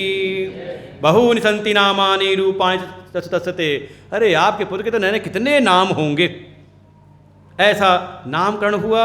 इसके बाद थोड़ा भगवान खेलते खेलते महल के बाहर निकलने लगे, बहुत सारे उनके सखा बन गए, पूरी एक गोप मंडली बन गई। श्रीदामा, भदतोक, रुथप, श्रीमंगल, मधुमंगल, मनसुखा इत्यादि बहुत सारे इनके गोप सखा हो गए। और भगवान फिर गोकुल में माखन चोरी की लीला करते हैं। वत्सान मुंचन क्वचित समय क्रोध संजात हासः स्तेयं साधु अथ दधिपय कल्पितैस्तेय योगैः मरकान् भोक्षन् भुजति स चेन्नाति भाण्डं भिनत्ति द्रव्यालाभे सह गृहकुपितो याति प्रोष्यतो कान्।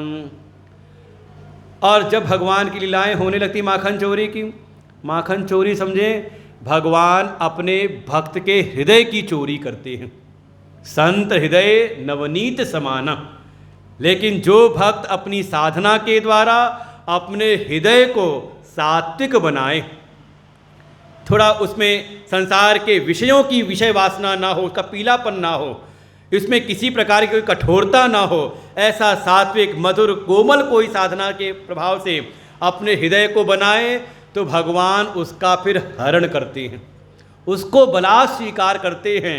और देखो ये ब्रज की जो गोपिकाएं हैं, ये हृदय से चाहती कन्हाई मेरे यहाँ आए, लेकिन ऊपर से जाके उलाहना देती हैं, और कहीं ना कहीं उलाहना दे करके निमंत्रण दे रही होती खुद ही कि आज जाके बोलूँगी तो कन्हाई को, कन्हाई का भी है, जो गोपी आके उलाहना देती हृदय की बात जान जाते हैं और उसी के यहाँ जाके धावा बोलते हैं। सारी गोपियाँ आकर के एक दिन झुंड बनाया गोपियों ने और आकर के उलाहना देने लगी।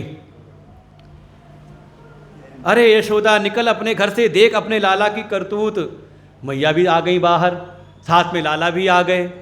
मैया जब गोपियों की ओर देखें तो कन्हाई भी आंखों से इशारा करे, अच्छा आज तू आई है, आज तेरी खबर लेता हूँ। और जैसे मैया कन्हाई को देखे तो बिल्कुल भोले से बन जाते हैं, बिल्कुल। हमारे महाराज श्री कहते हैं जब वो ब्रह्म होता है निर्गुण तो होता है अवधूत के समान, और जब वही हो जाता है कृष्ण तो हो जाता है धूर्त। अभी प्रेम की भाषा है सभी, उसको फिर पकड़ पाना फिर किसी के बस की बात है ही नहीं। कहा जैसी मैया देखे तो बिल्कुल ऐसे भोले हो जाएं। कहा मैया सब झूठ बोल रही हैं तुझसे, सब तुझको बहकाने आती हैं, मैं लगता हूँ ऐसा कि ऐसा कर सकता हूँ। और सारी गोपियाँ आके मैया पूछी क्या हुआ। एक एक गोपी आकर के शिकायत करती हैं। वत्सान मुंचन कुछ समय, एक गोपी आई, कहा अरे यशोदा तेरा ये लाला इतना ढीठ हो गया है, क्या कहा जाए, ये किसी समय भी आके हमारे बशों को खोल देता है, और जब हम जाती दूध दोने तो हमें दूध नहीं मिलता। संतों ने कहा देखो ये भगवान का स्वभाव है। वत्सान मुंचन कुछ समय, ये भगवान जिस पर रीझ जाए ना तो ज़्यादा धर्म का विचार नहीं करते, उसको बंधन मुक्त कभी भी कर देते हैं। ये नहीं कि इतनी साधना करेगा तो ऐसा जीवन होगा, तो ऐसा परिपक्व होगा, तो फिर क्या कहते हैं उसको करेंगे। भगवान की भक्ति में इतना है, भगवान जिस पर रीझ जाए। तो मैया भी कहती मेरे लाला का तो जन्म ही हुआ है सबको बंधनों से मुक्त करने के लिए। भाई पशु कौन है जो पास से बद्ध है, तो केवल पशु वो चार पैर वाला नहीं, जो भी पास से बद्ध है माया पास से, वो सब पशु ही हैं। हाँ पश्यति पशु, जो केवल प्रत्यक्ष देख करके ही जो विचार करता है, ज़्यादा सोचता नहीं, केवल जो दिखाई दे उसी को मानता है, वो समझ लो पशु है। जो केवल स्थूल दृष्टि जिसकी रहती है, जिसके पास सूक्ष्म दृष्टि नहीं, भगवत दृष्टि नहीं, चेतन दृष्टि नहीं, वो समझ लो सब पशु ही है। गोपी ने कहा अरे किसी समय आके खोल देता है। मैया ने कहा कभी पकड़ के थोड़ा गुस्सा दिखाया कर, इसको डांट दिया कर, डरा दिया कर, डर जाएगा। गोपी ने कहा अरे वो भी करके देखा। एक दिन आया तो मैंने इसको पकड़ के खूब इसको आंखें दिखाई क्रोध में, तो कहती डर जाएगा, ये डरना तो तू जोर से ठहाके लगा के हंसता है, और इसकी हंसी में ऐसी माधुरी है कि हम अपना गुस्सा ही भूल जाती हैं। एक गोपी ने कहा अरे यशोदा तुझे कुछ खबर है, ये तेरा जो लाला है ना, ये चोर हो गया है, चोरों की मंडली बना ली है। स्तेम स्वादु अतदितपय, ये चोरी करने लगा है सबके घर घर जा करके। मैया ने कहा अरे सब बालक हैं, खेलते हैं, थक जाते हैं, भूख लगती हुई खा लेते होंगे, छुपा के रखा कर। गोपी ने कहा हम जहाँ जहाँ हम डाल ये पात हम जहाँ भी छुपा करके रखती हैं, ये पता नहीं कहाँ से ढूंढ लेता है।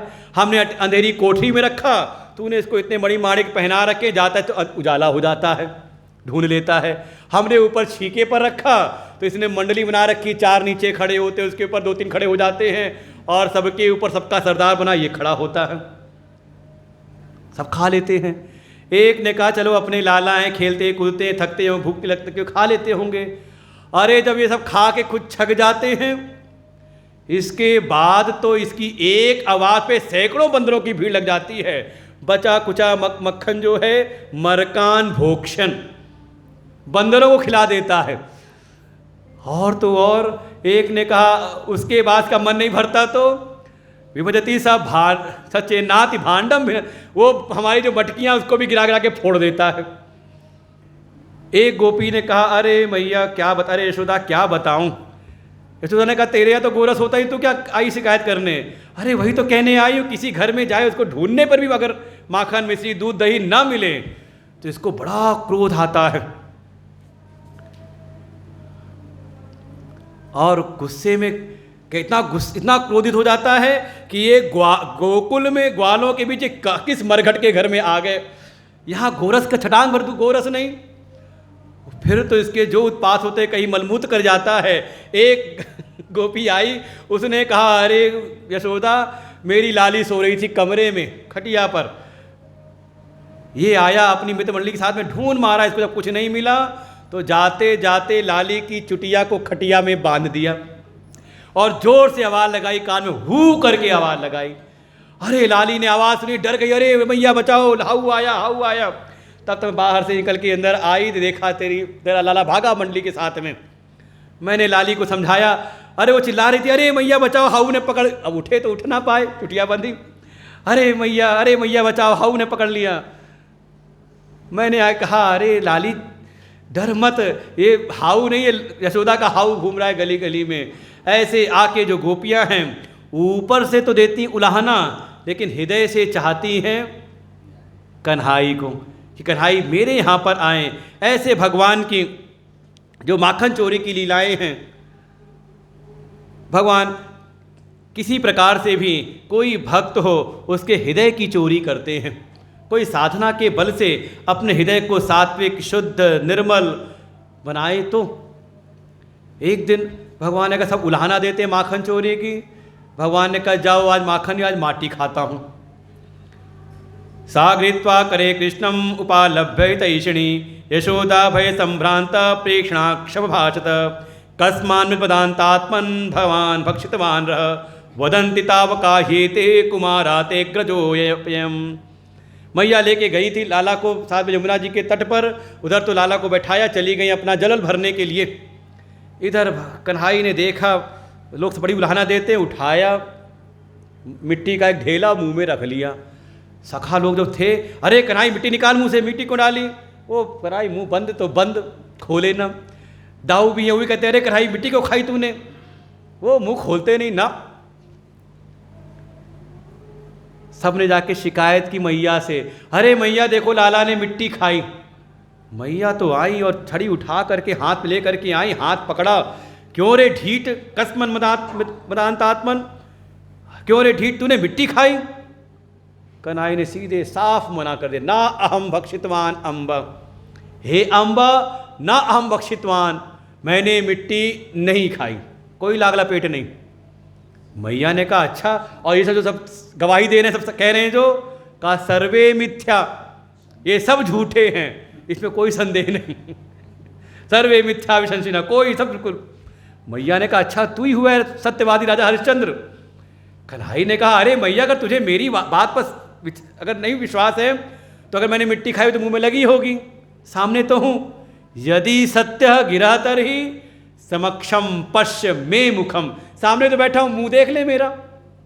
मैया ने कहा मुंह खोल, और जैसे ही कन्हैया ने मुंह खोला तो मुख के भीतर ही अनंत कोटि ब्रह्मांड के दर्शन हुए। यशोदा मैया को बहुत चक्की होकर देखती हैं, अरे ये क्या दिख रहा है अंदर, और देखते देखते उस अनंत कोटि ब्रह्मांड में पृथ्वी लोक को देखा, उसमें ब्रजमंडल है, उसमें यमुना जी के तट पर मैया ने कन्हैया को देखा और खुद को भी देखा, और देखा वहाँ भी मुख खुला हुआ है, उसमें भी अनंत कोटि ब्रह्मांड।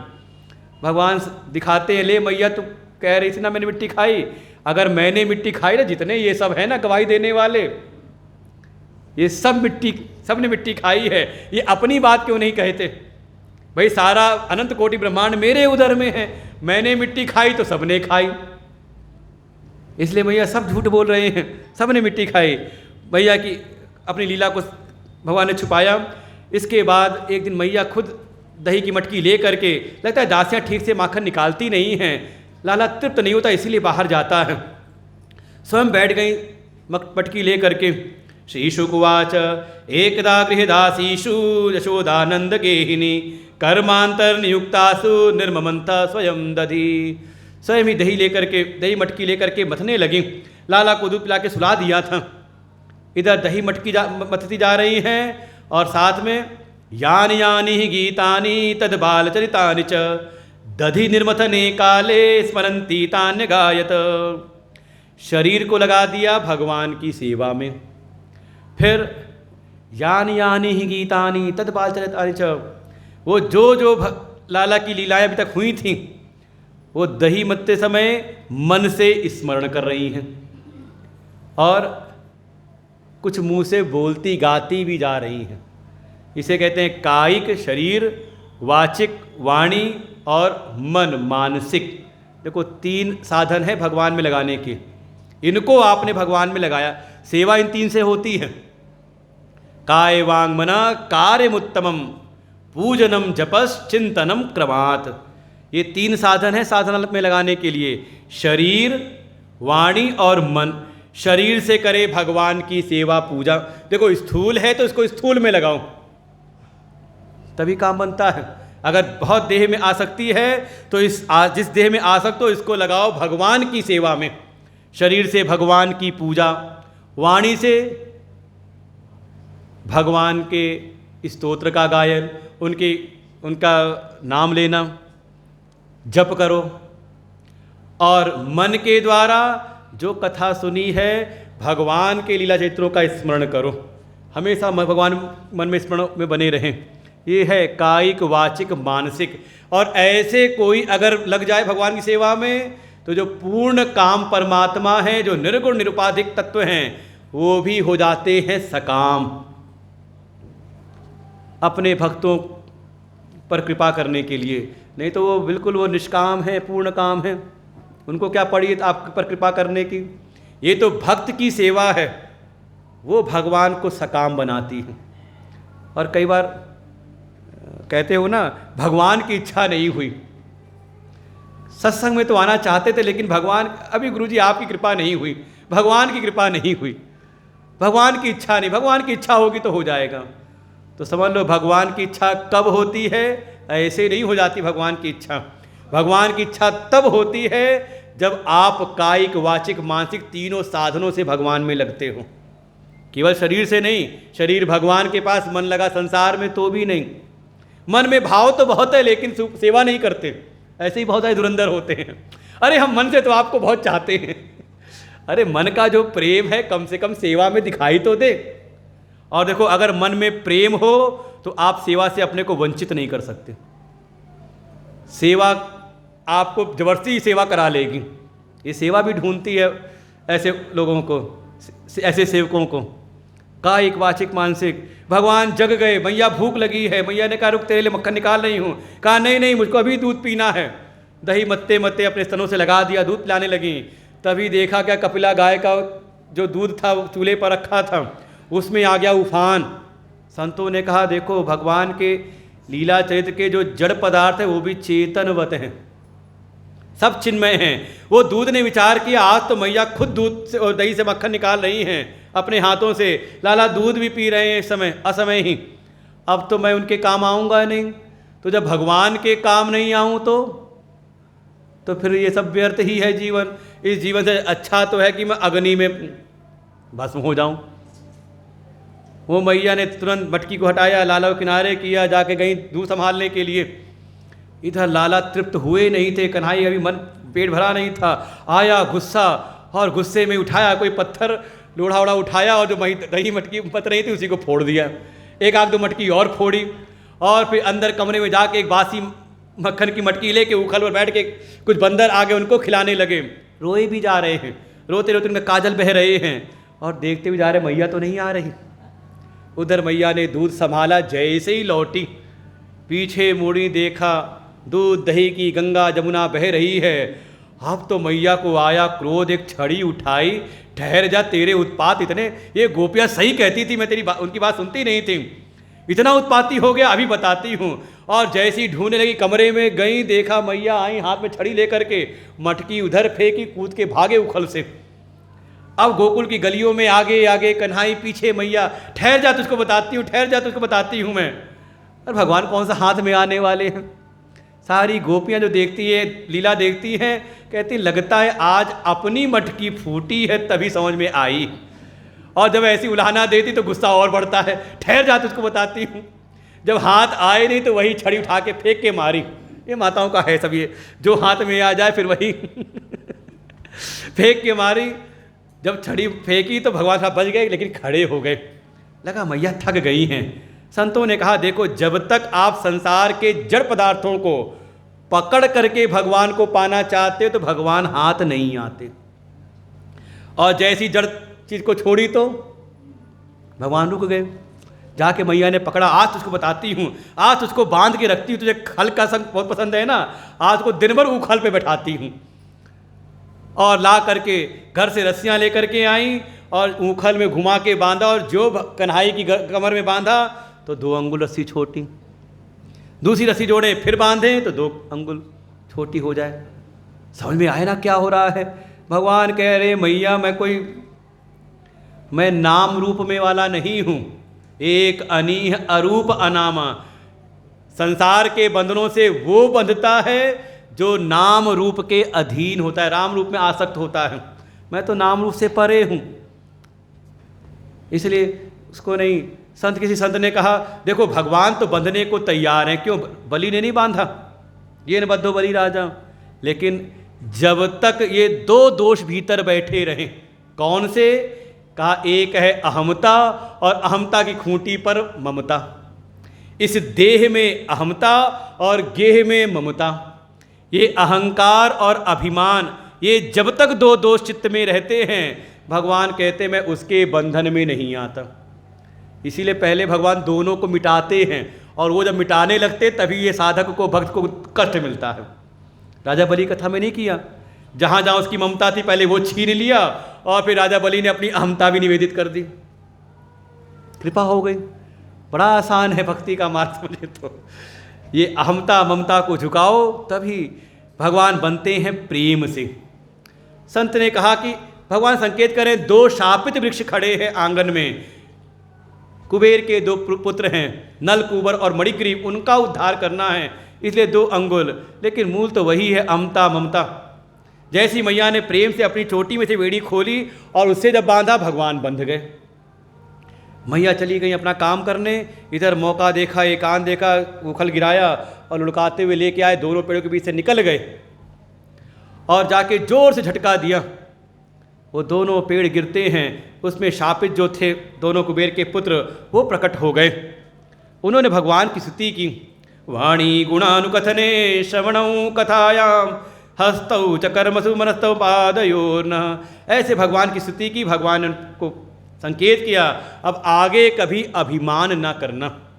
कभी ये अपने मद में चूर होकर के अपमान किया था देवर्षि नारद का, उन्होंने शाप दिया था जाओ जैसे तुम जड़वत खड़े हो जाके जड़वत वृक्ष बन जाओ। जब क्षमा याचना की तब उन्होंने कहा ठीक है पेड़ बनोगे भगवान के आंगन में, उनके हाथों तुम्हारा उद्धार होगा। भगवान ने इनका उद्धार किया। इसके बाद तो पंचायत बैठी गोकुल में, देखो आए दिन कोई ना कोई उत्पात होता है, यहाँ रहना ठीक नहीं। जहाँ हमारे लाला के ऊपर कोई उत्पात हो, संकट आए, वहाँ रहना ठीक नहीं है। और उसी खींचा तनी मुझे उखल को खींचा था ना रस्सी से, तो रस्सी से खींचने में कमर पे निशान बन गया था, रस्सी माने दाम, और उधर पेट पर निशान बन गया, तो भगवान का नाम हो गया दामोदर, श्री कृष्ण दामोदर माधवेति। लेकिन यहाँ सभा बैठी गोपों ने कहा यहाँ रहना ठीक नहीं, कहाँ चलें? तो सबने विचार किया पास में ही एक वन है वृंदावन। वनम वृंदावनम नाम पशम नवकाननम गोप गोपी गवाम सेव्यम पुण्याद्रीटन वीरुधम। और सब ने तैयारी की, अपने घर की गृहस्थी की सामग्री रखी बैलगाड़ियों पर और सब चल पड़ते हैं। वृंदावनम गोवर्धनम यमुना पुलिनानि च वीक्षासीत उत्तमा प्रीति राम माधव यो निपः। हाँ, जैसे ही गोवर्धन में प्रवेश हुआ, जहाँ वृंदावन में गोवर्धन जी हैं, यमुना जी हैं, पास में ही एक गांव है बरसाना भी, जहाँ पर भगवान की आराधनी शक्ति प्रकट हुई हैं राधा जू। और यहीं से भगवान की जो बाल लीलाएं हैं, क्रीड़ाएँ, वो विश्राम लेती हैं। और यहाँ से भगवान की माधुर लीला प्रारंभ होती है, उनकी जो प्रेम की लीला है वो प्रारंभ होती है।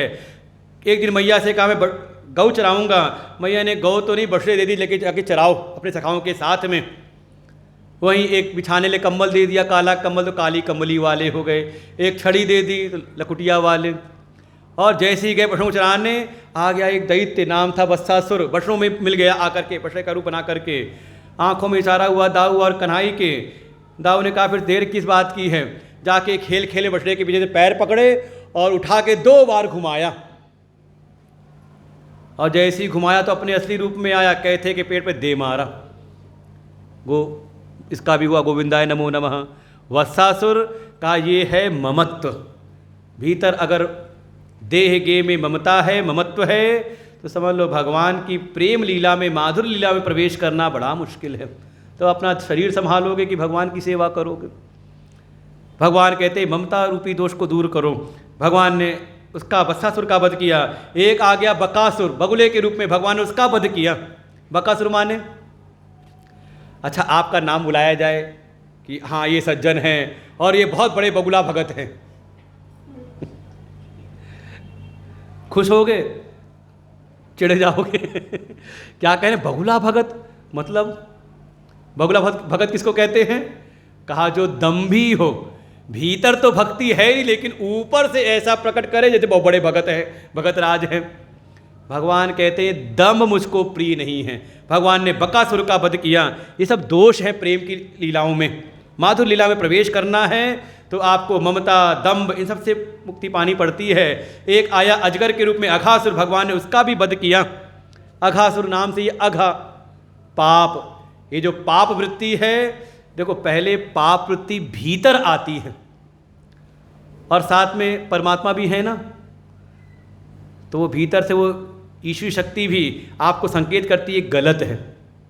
अच्छा, झूठ बोलते समय याद पता नहीं चलता है कि नहीं कि झूठ बोलना गलत है।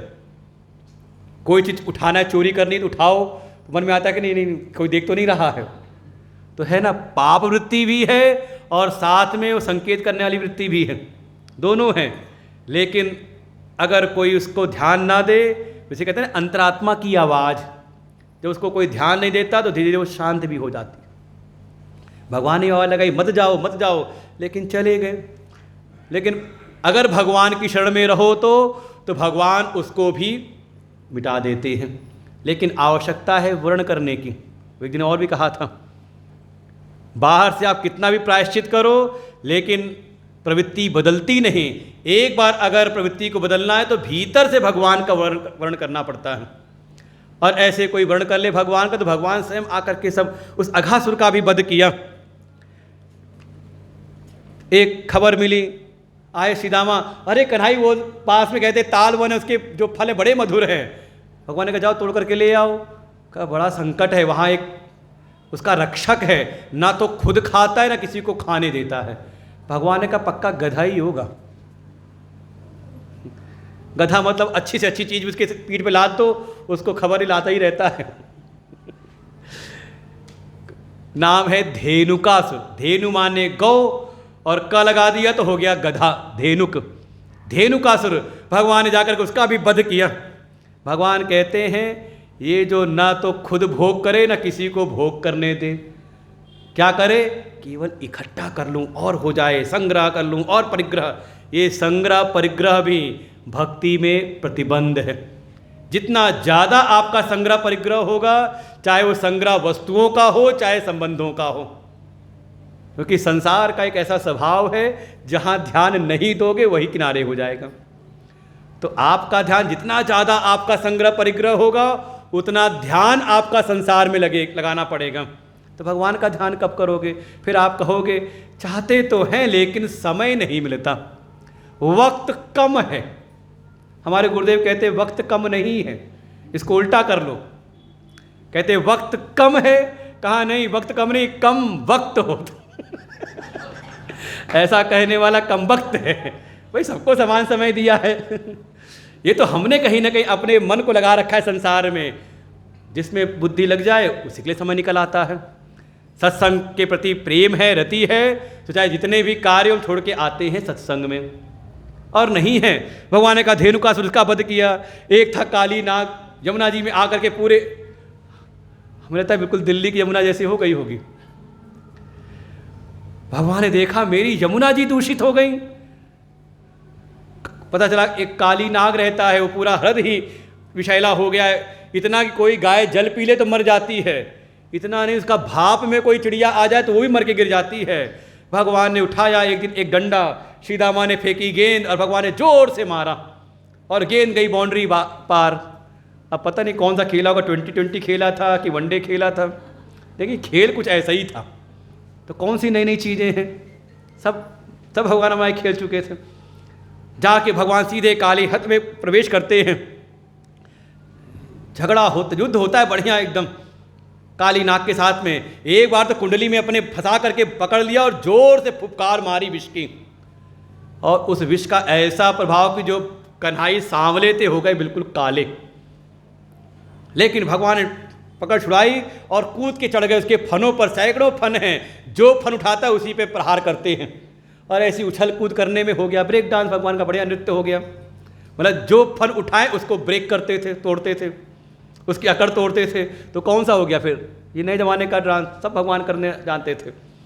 भाई दुनिया का नृत्य करने वाला होगा तो जमीन पे नाचेगा, भगवान सांप पे भी नाचने वाले हैं। अंत में थक हार के भगवान की शरण में आता है। एक बात कहता है काली नाग, पहले तो प्रार्थना की नाग पत्नियों ने, भगवान उतर आते हैं उसके फनों से, तब तक वो नाग ने एक बात कही, प्रभु ये बताओ दुनिया का विधान है कि किसी को अगर दंड देना हो तो पहले उसके आरोप तो सिद्ध करो। आपने कोई ना कोई वाद दायर किया, ना कोई ट्रायल चला, सीधे आकर के आपने दंड देना शुरू कर दिया। कम से मुझको तो अपनी बात कहने का मौका मिलना चाहिए ना। भगवान ने कहा हाँ चल बता क्या कहना है। कहा ठीक है हम मानते, वयम खला सहोत्पत्त्या तामसा दीर्घमन्यवः, हम मानते कि हम दुष्ट हैं, खल हैं, देर तक अपनी दुश्मनी को याद रखते हैं, स्वभाव दुष्ट, हमारा बड़ा खराब स्वभाव है। लेकिन एक बात बताइए, ये सारे जगत को रचने वाले कौन हैं? आप ही तो है ना, आप ही बनाने वाले। आपने इस नागों को किसने बनाया, सर्पों को? उन्होंने कहा मैं ही बनाने वाला हूँ। तो उसने एक पकड़ी बात भगवान की, भवान ही कारणम तत्र, हे प्रभु जब सबके कारण आप ही हो तो फिर मेरा क्या दोष है? जैसा आपने बनाया वैसा मैं कर रहा हूँ। लगता है कि कोई तो मिला पूरी भागवत में हमारी बात कहने वाला। ये दुनिया वाले ऐसे ही कहते हैं अरे सब भगवान करने कराने, हमारा कुछ नहीं है। लेकिन आधी अधूरी बात पकड़ते हैं, आगे की बात भी पकड़नी चाहिए। काली नाग ने कहा प्रभु भवान ही कारणम तत्र सर्वज्ञो जगदीश्वर, हे जगदीश्वर, हे सर्वज्ञ, आप ही सबके कारण हैं। तो मेरी क्या गलती है? हाँ, एक गलती है कि आपको जानने के बाद भी मैं अभी तक आपकी शरण में नहीं आया था। अब प्रभु मैं आपकी शरण में हूँ। अनुग्रहम निग्रहम वा मन से तद विदेहिन।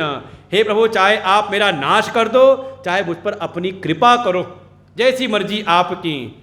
बात यह है कि अगर भगवान को जान लिया, भगवान की महिमा को जान लिया, तो उनकी शरण में क्यों नहीं रहते, उनका आश्रय क्यों नहीं प्राप्त करते, जैसी परिस्थिति भी हो। काली नाग ने भगवान की शरण ग्रहण की, भगवान उस पर अपनी कृपा करते, उसका मारते नहीं, उसका दमन करते हैं। भेज दिया, जाओ दीपम रमणकम, जाके रमणक द्वीप में जाके विहार करो। कहा वहाँ तो पहले रहता था, वहीं तो बच के यहाँ आया था। वहाँ आपके वाहन थे ना, गरुण जी, वही आके चट कर जाते थे हमारे परिवार वालों को। तो कैसे बच करके आया हूँ यहाँ पर? भगवान का चिंता ना करो, अब जाओगे तो वो तुम्हारे मस्तक पर मेरे चरण चिन्ह देख करके तुम पर प्रहार नहीं करेंगे। बस समझ लो, यहीं से संकेत मिलता है। ये चिन्ह होता है ना माथे पर, इससे पहचान हो जाती है कि ये किसका है, किसका है। कुछ होते हैं, संतों ने कहा, कुछ होते हैं आवारा पशु, कोई पकड़ के ले जाता है, और किसी भी कोई चिन्ह हो, गले पट्टा उट्टा हो तो कोई हाथ नहीं लगाता।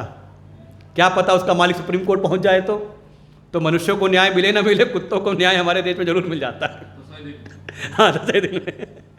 तो कहने का बात ये है, कुछ होते आवारा, पता नहीं चलता किसके भक्त हैं, और कुछ ऐसे होते हैं जो कोई ना कोई चिन्ह धारण करते हैं। माथे पर तिलक होता है, गले में माला होती है, तुलसी की हो, रुद्राक्ष की हो, स्फटिक की, कोई भी हो, उससे पहचान होती है कि हाँ किस संप्रदाय का है, किसका भक्त है। और ऐसा कोई हो तो उस पर फिर काल के जो देवता यमराज, उनके दूत जो है यमदूत, वो हाथ नहीं डालते, वो बड़े सुरक्षित रहते हैं। एक आया लंबा स्वरूप, उसका बलदाऊ जी ने उसका वध किया, कभी दावाग्नि लगी, भगवान पी गए दावाग्नि को। हेमंते प्रथमे मासे नंद भज कुमारिका चेरु भविष्यम भुंजाना कात्यायन वर्चन व्रतम। एक से ब्रज की कुमारी गोपिकाओं ने माँ भगवती कात्यायनी माँ की अर्चना की, व्रत किया। बस उनके इस अनुष्ठान में, देखो कर्मांग अनुष्ठान है तो वहाँ विधि की महिमा होती है, विधि का ध्यान रखना पड़ता है। उस अनुष्ठान की विधि में उनसे एक दोष हो जाता है, वो जब जाके स्नान करते, निर्वस्त्र होकर के स्नान करती हैं, जिससे वरुण देवता जल के अधिष्ठान देव हैं, उनका हो जाता है अपराध। भगवान उस दोष के निवारण के लिए एक लीला करते हैं, चीर हरण की लीला। बस देखें क्यों भगवान स्वयं आते हैं, क्योंकि गोपियों ने कन्हाई का वर्ण कर रखा है। पूजा भले कर रही कात्यायनी माँ की, और यहाँ का ये महामंत्र है, किसी घर में कन्या का विवाह ना हो रहा तो इस मंत्र का अनुष्ठान करा लो तो शीघ्र विवाह होता है, और अच्छे घर में विवाह होता है। हमारे आचार्य लोग कराते होंगे, इनसे करवा सकते हैं। कात्यायनी महामाये महायोगी नधीश्वरी नंद गोपसुतम देवी पति में कुरुते नमः। अर्चना कर रही, पूजन कर रही कात्यायनी माँ की, लेकिन उनसे चाहती किसको हैं? नंद गोप सुतम देवी। हे देवी, जो नंद गोप के पुत्र हैं कृष्ण, वो हमें पति के रूप में प्राप्त हों। भगवान फिर लीला करते हैं, चीरहरण की लीला, और फिर गोपियों पर कृपा करते हैं। बड़ी रहस्यमयी लीला है। देखो, अनन्यता का भाव ये नहीं कि क्या कहते हैं कि किसी और को ना माने, हम किसी और को भी मानते तो उसके द्वारा चाहते अपने इष्ट को ही हैं। ये है अनन्यता का भाव। आप देखो शास्त्रों में गोस्वामी जी कईयों के सबका वंदन करते हैं, यहाँ तक कि असंतों का भी वंदन कर लेते हैं। किस लिए? जिससे कि ये हमारी साधना में विघ्न बाधा ना करें। चाहे वहाँ पे स्वयं भगवान शिव की कथा सुनाई, लेकिन सबका उद्देश्य कहाँ पर जाना है? का अपने इष्ट प्रभु श्री राम की भक्ति में। जय माँ आदि मध्य अवसाना प्रभु प्रतिपाद्य राम भगवान, बिल्कुल स्पष्ट है। ऐसे ही अनन्यता का भाव न अन्य, ऐसे गोपियों ने वर्ण किया है। और वर्ण भी करना हो तो वर्ण करने का एक सिद्धांत है।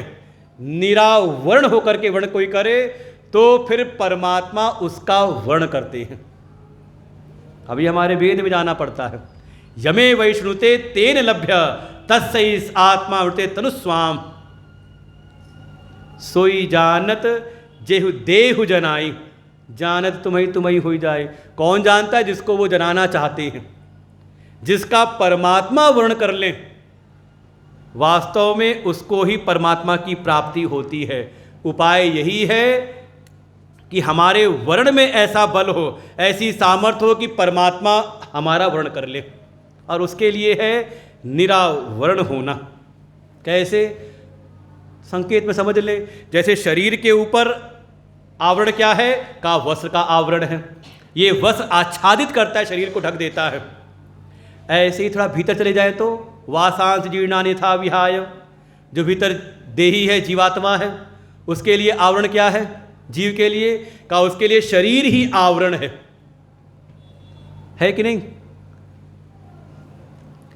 और भीतर जाएं तो जो सच्चिदानंद परमात्मा श्री कृष्ण जो आत्मा रूप से विराजमान हैं तो भीतर ही, लेकिन नहीं अनुभव हो रहा, नहीं दर्शन हो रहा। क्यों? क्योंकि उसके ऊपर आवरण है। किसका? कहा वासनाओं का। जैसे बाहर वस्त्र को कहते हैं वसन, जैसे वस्त्र आवरण करता है, ऐसे ही चित्त के भीतर जो संसार की विषय वासनाएं हैं, ये हमारे भीतर अंतस्थ हृदयस्थ जो परमात्मा है उनको आच्छादित कर देती हैं। तो करना क्या है? भीतर की सारी वासनाओं को दूर करना है। अन्याभिलाषिता शून्यम कर्म ज्ञानाद्यनावृतम आनुकूल्येन श्री कृष्ण अनुशीलनम भक्ति उत्तमा। ये हमारे रूप गोस्वामी जी का सिद्धांत भक्ति में। अन्याभिलाषिता, कृष्ण के अतिरिक्त कोई और अभिलाषा ना रह जाए, ऐसे होना होता है निरावरण। अभी तो क्या है कि हम भगवान को भी चाहते हैं, मतलब घर भी बना रहे, परिवार भी ठीक रहे, धन दौलत भी बनी ना रहे, बढ़ती रहे, और उसी में कन्हाई भी मिल जाए। चाहिए कैसा? अब संसार नहीं, भगवान की पूजा करें। गोपियाँ जो हैं अगर आराधना करती हैं तो भगवान से कुछ पाने के लिए, बल्कि भगवान को ही पाने के लिए। अन्य अभिलाषिता शून्यम, किसी प्रकार की कोई अभिलाषा, यहाँ तक कि कर्म और ज्ञान से भी उनकी जो भक्ति है आवृत नहीं होती। इतनी भी चिंता नहीं कि कर्म से पुण्य होगा कि पाप होगा, ज़्यादा धर्म का विचार भी नहीं। ये तो प्रारंभ में किया जाता है, और यहाँ तक कह दे तो कहा ज्ञान से भी आवृत नहीं होता, ना तो ब्रह्म ज्ञान ना मोक्ष की चाह। लेकिन उस स्थिति में पहुँचने के बाद पहले ही नहीं कुछ किया, नहीं हमें तो मोक्ष भी नहीं चाहिए। पहले गोपियों की स्थिति को समझें, अन्य कोई और कुछ चाहत है ही नहीं। लेकिन वहाँ पर ना तो कर्म से, ना तो पुण्य पाप, ना तो मोक्ष इत्यादि, कह सकते हैं धर्म न अर्थ न काम रुचि, गति न चाहो निर्वाण, जन्म जन्म मुनि राम पद यह वरदान न आन। केवल ऐसी रति हो, ऐसी भक्ति, भगवान के अतिरिक्त कुछ और किसी चीज़ की चाह ही ना उठे। ये है उत्तम भक्ति। ऐसा कोई हो जाए, ऐसी हैं हमारी ब्रज की गोपिकाएं। निरावरणों के संसार में कोई चाह नहीं। अभी कल जब आएगा महाराज तो देखें गोपियों ने धर्म अर्थ काम मोक्ष चारों का तिरस्कार किया है। केवल श्री कृष्ण आनुकूल्येन श्री कृष्ण अनुशीलनम, केवल वाणी में नहीं, उनका अनुशीलन इसी प्रकार का है। ऐसी ब्रज की गोपिकाएं, भगवान ने उन पर कृपा की। कुछ आई थी मथुरा की यज्ञ पत्नियां थी, उन पर भगवान ने कृपा की। और एक दिन आए तो भगवान देखते बड़ा उत्सव की तैयारी हो रही है, कुछ मिष्ठान बन रहे हैं, अनेकों प्रकार के पकवान बन रहे हैं, 56 प्रकार के पकवान तैयार हो रहे हैं। कन्हई ने कहा, अरे बाबा कोई उत्सव है क्या कोई यहाँ पर आज हमारे यहाँ? बाबा ने कहा, हाँ हमारे यहाँ पर्जन्यो भगवान इंद्र हो, वो जो मेघों के देवता हैं, ये हमारे कुल की परंपरा है, वही उसका पूरा करने के लिए हम ये अनुष्ठान कर रहे हैं। हम प्रतिवर्ष इंद्र की पूजा करते हैं, बदले में इंद्र देवता प्रसन्न होकर के मेघों को आज्ञा देते हैं और उससे वर्षा होती है, हमें वनस्पतियाँ मिलती हैं। और संजोग इंद्र का मन इस समय मान ऐसा बढ़ा हुआ था, इंद्र के मान मर्दन करने के लिए भगवान ने लीला की। और एक प्रकार से इनकी वो भी है, परीक्षा भी है। अभी कहा ना कर्म ज्ञान अनावृतम, क्योंकि कई बार क्या है कि ये जो कई होता है ना कुल की परंपरा, हम इसका त्याग नहीं कर पाते। भक्ति में तो सब बिल्कुल छोड़ना पड़ता है एक बार तो। भगवान ने परीक्षा ले रहे हैं कि कहीं अटके तो नहीं है सब किसी कर्म अनुष्ठान में ही। करना अच्छी बात है, क्योंकि कर्म अनुष्ठान करके ही, धर्म का अनुष्ठान करके ही हमारा अंतःकरण शुद्ध होता है, भगवान से सहज प्रीति होती है। लेकिन अब भक्ति के सामने कोई बना दे नहीं हमारा काम है, समझ लें अभी कमी है।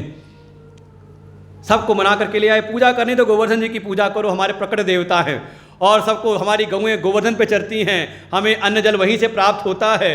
अगर पूजा करनी तो इनकी पूजा करो, साक्षात हमारे गोवर्धन भगवान हैं। और सबको ले करके आ गए भगवान गोवर्धन जी की तलटी में, और बढ़िया जितने पकवान थे पहले पूजा कराई, और फिर जो भोग लगाया सब अर्पण किया।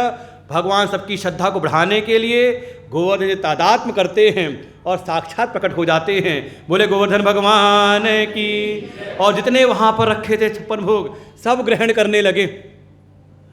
श्री रामा ने देखा, एक तरफ कन्हई को देखे, एक तरफ गोवर्धन जी को देखे, कहा अरे कन्हई ये गोवर्धन जी तेरे बिल्कुल तेरे जैसे लग रहे हैं। कहेगा हाँ चुप चुप।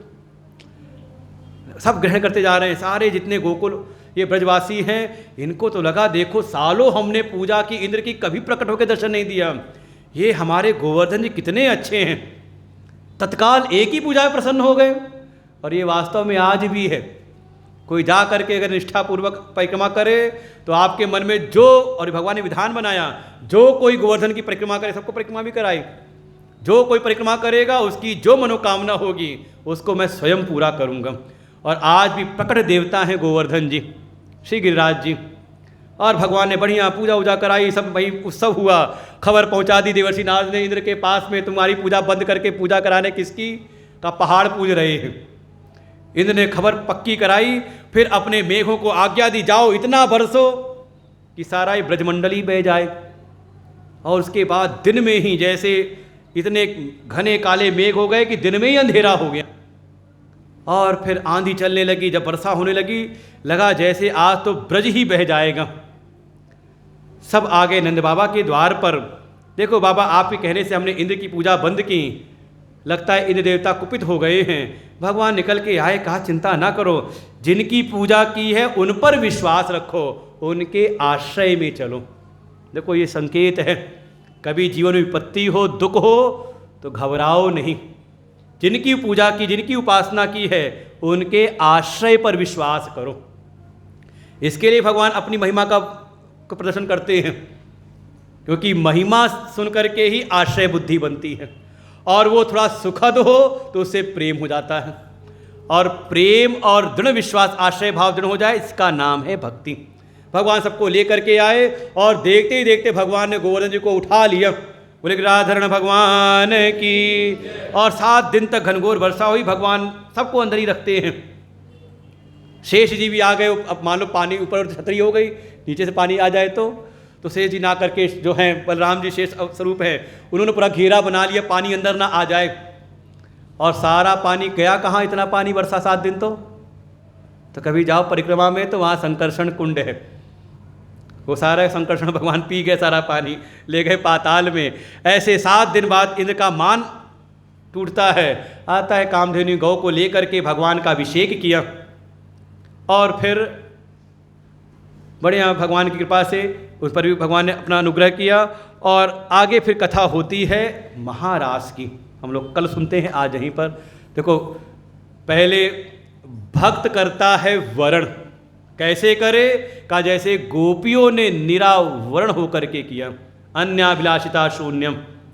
तो परिणाम क्या होता है का, फिर परमात्मा उस भक्त का वर्ण कर लेते हैं। और यही कथा है। देखो भक्त ने वर्ण किया, वो है चीरहरण, और भगवान जब वर्ण करते हैं तो क्या होता है, तो उसकी कथा है महारास।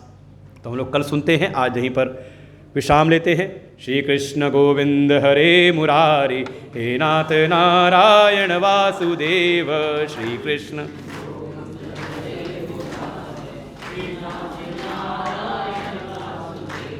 श्री कृष्ण गोविंद हरे मुरारी, हे नाथ नारायण वासुदेव।